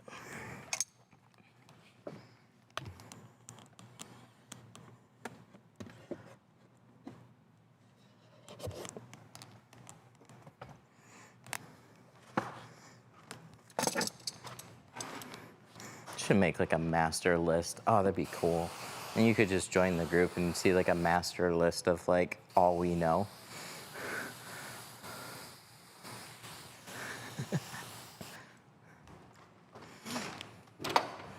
Oh, it'd be so nice. Because there's certain brands, like I don't know anything about Johnson window films. They've been around for a long time. I forget they exist. I know nothing about them.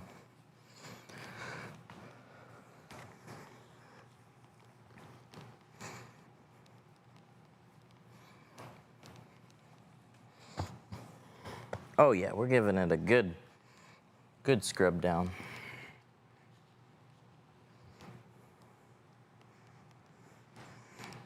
I nick the film when I do more than 3 passes? Really? How?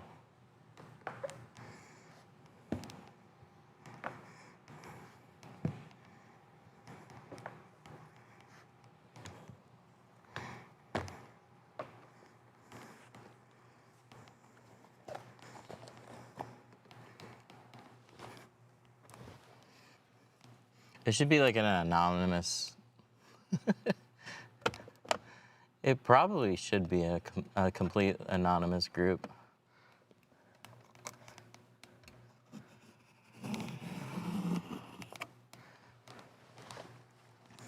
How do you avoid the tint not laying flat over the dots? Oh, it's just a thing.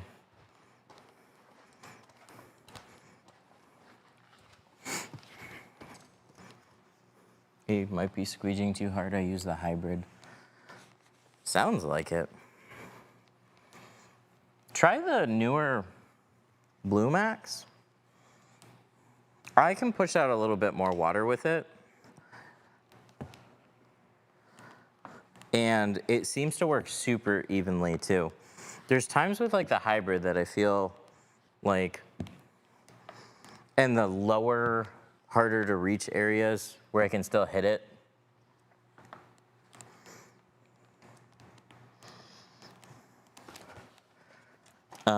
Let me pull it up again. This guy. So I'm a huge fan of the hybrid. It's been in my handle for a very long time. And now these are what my handles look like. And I'm having a hard time wanting to go back. So Fusion came out with the Blue Max again. I swear it's different, but it's super nice. So if you're a fan of the hybrid, you probably will like this one.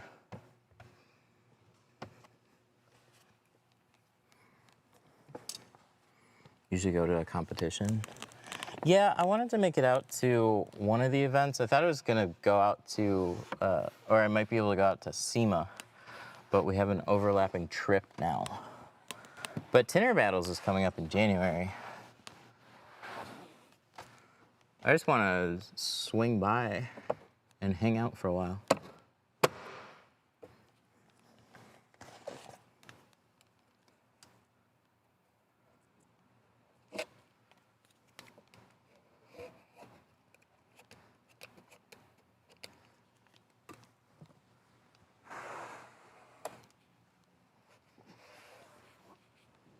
Put this window film conference or WFR. Oh, I don't get along with WFR. I got banished a long time ago.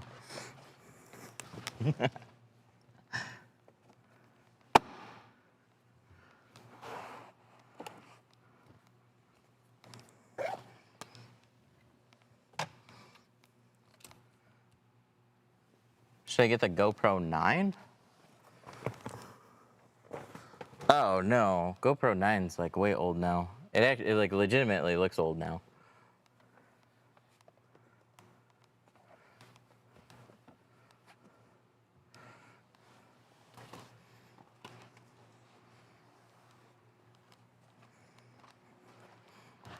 WFCT is just a 2-stage comp.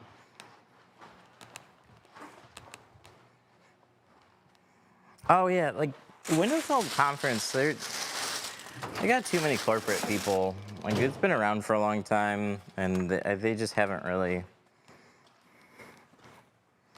They're too strict on certain things. That's why Tinder battles became a thing.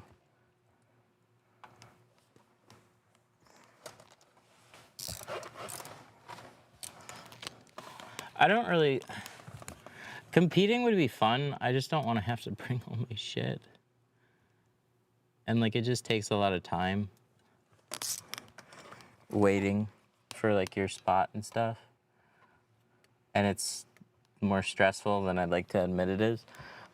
I honestly just want to go see people because I haven't been to an event in a long time.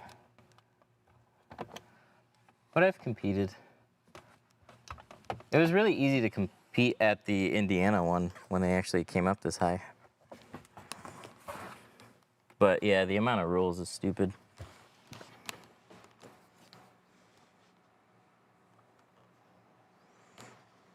All right, this looks good.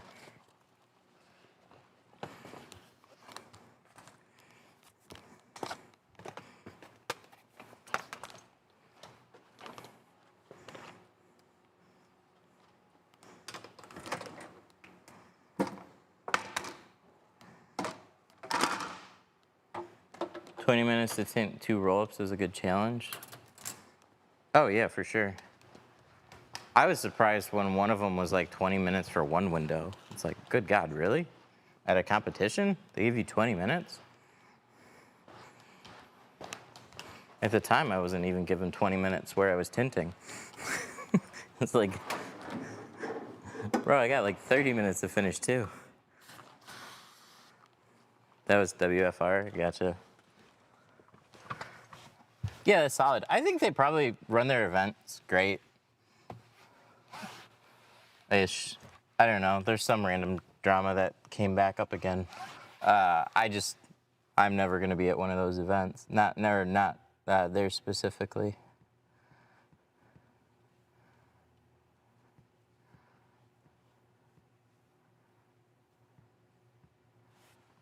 I don't have a lot of respect for upper management over there.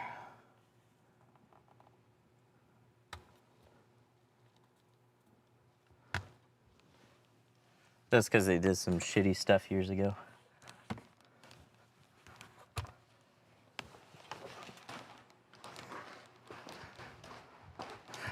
This is 50 on the windshield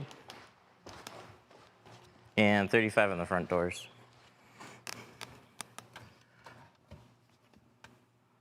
All the little touch up around this stuff. That's why there's a new group called Film. Ah, okay. I didn't hear about that one.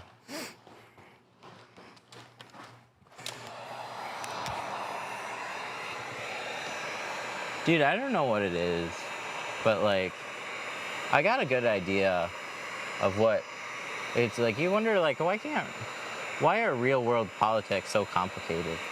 And then I just saw like tint groups not getting along, and it's like, holy shit, how is the world not blown up yet? There's so much dumb drama in those fucking groups. I have my own. I just stick to my own. My own and a couple other, but it's largely mine.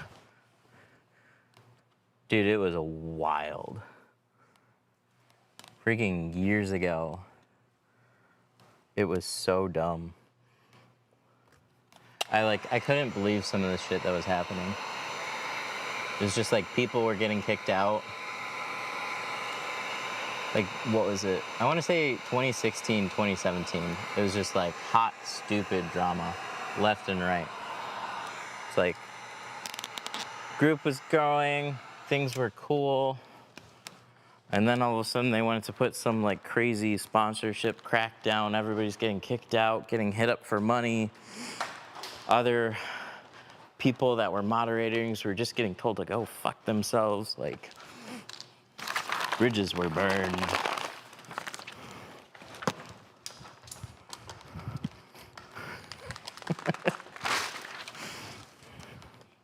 So yeah, I'm never gonna step inside one of their specific event. They're crazy.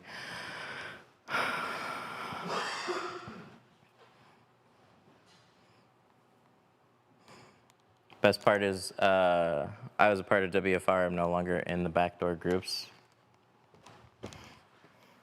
Meanwhile, Chad has like no idea. Like, what the fuck is he talking about? Can't bro just tint a window, please? Yeah, we have, we're streaming to a few places.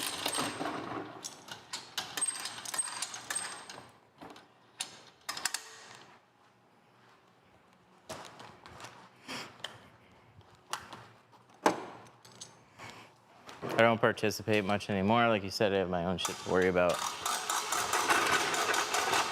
Same here.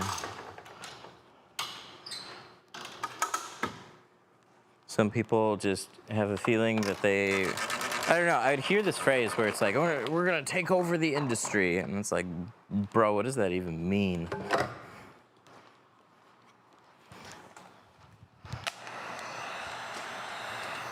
All right, so last thing we're gonna do, finish up, a little touch up on these doors, a little bit of heat. That finger that's been sitting there is going to be no more. Same thing, we got a little guy up here.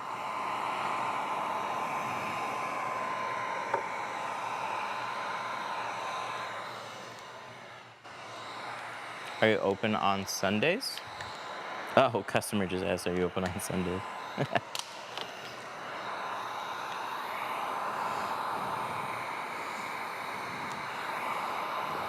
No.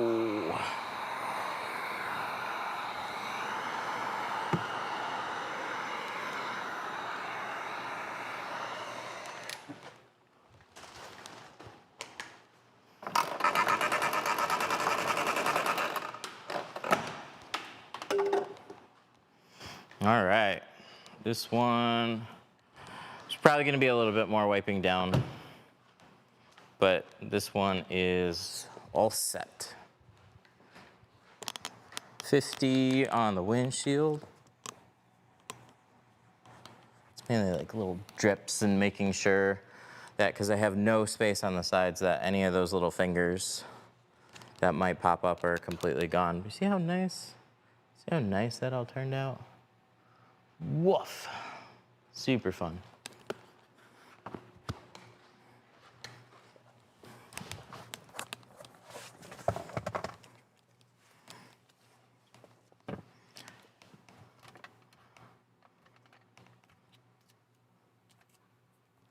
Oh, somebody's oh, I thought somebody was like, am I actually open on Sundays? No.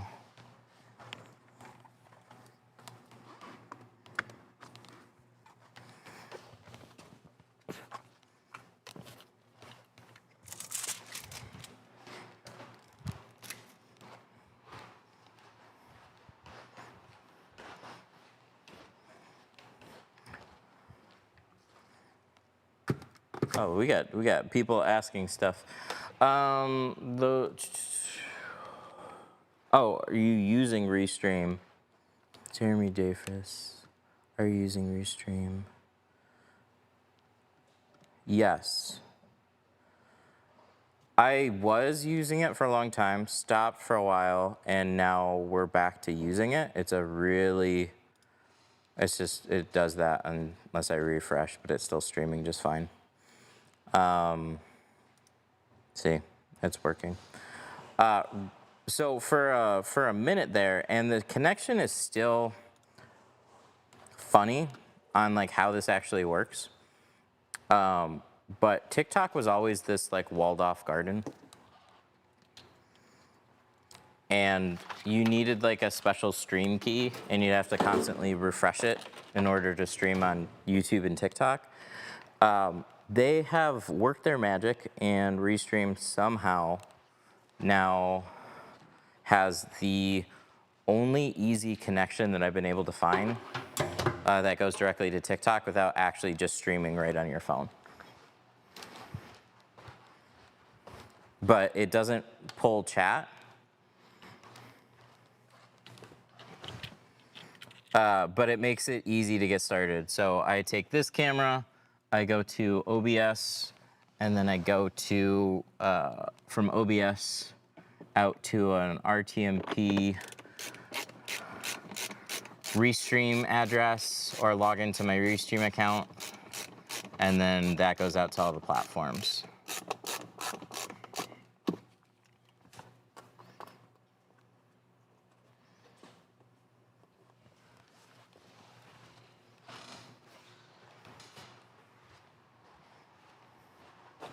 Oh yeah, screws over here. I put them together. There we go.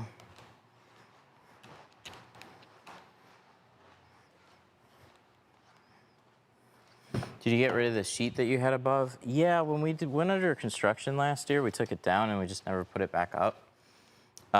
We really need to do something to make it all look better, but we got to get our electrical redone for lighting.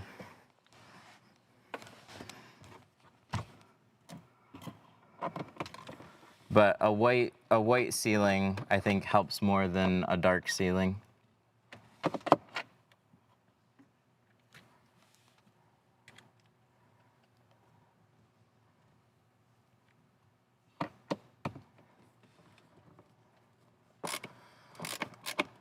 Laid Up Customs. I bought Apex when it first came out. I had clarity issues. Have they fixed it? Thank you for the 5. I really appreciate that. Yes, so when Apex came out, it was I completely agreed. It was a 1.5 mil, and I wasn't installing it because it just had clarity issues. They turned it into a 2 mil film, and that fixed all the clarity issues. They were trying to make it more economical to start. So if you talk to, I don't know. So I've talked to Burns, the owner, quite a lot. And he's like, man, we can make basically anything that anybody could ever possibly want. The problem is cost. So when we went in to make Apex, it's like, it's just, you can keep throwing money at it, but it makes a roll so stupid expensive that nobody's gonna buy it. So we have to try and work the materials and the numbers as best we can so it all makes sense into an installable product. So the difference between Apex when it first came out was they launched it as a 1.5 mil film. And then when they came out with the second version, instead of doing a half, I forgot the term that he used, but it was basically like a half layer. They went with another full layer, and it fixed the clarity. i3, yeah, I hear good things about i3. i3 is going to be very similar to Geo's Pro Nano, but then they have i3 Plus, so they add more layers on that one too, which is super cool. I wish they made the 2% in C2 ceramic. Yeah, it would be really nice. There's less of a reason to do it in a ceramic just because if you actually put it in front of a heat box, it acts like a ceramic because it's got so much stinking carbon in it. So it's probably just one of those, they like don't see a technical reason why, but to actually have those films,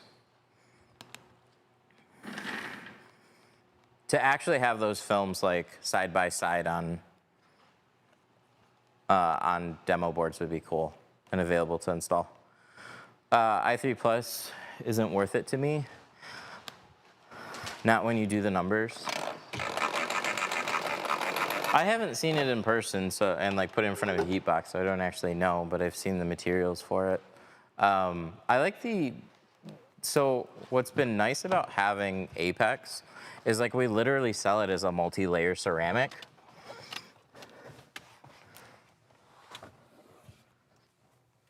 So where we were installing Pro Nano and the real value was like good, better, best between this film, carbon, and then ceramic, which was a single layer ceramic, and we just called it ceramic.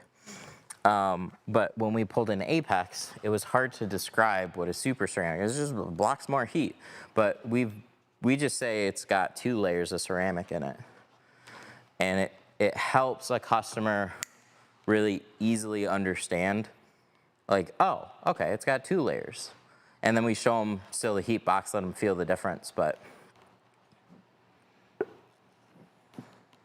so it's been good for us.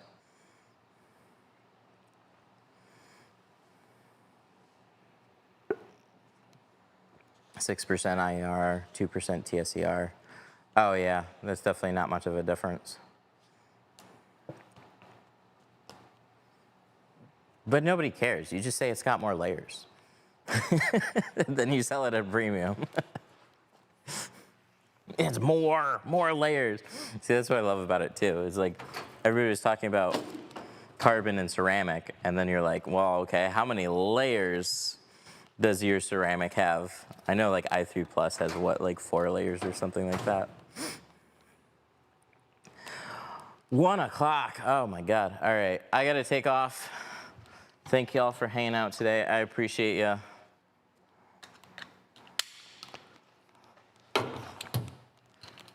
You have a good one.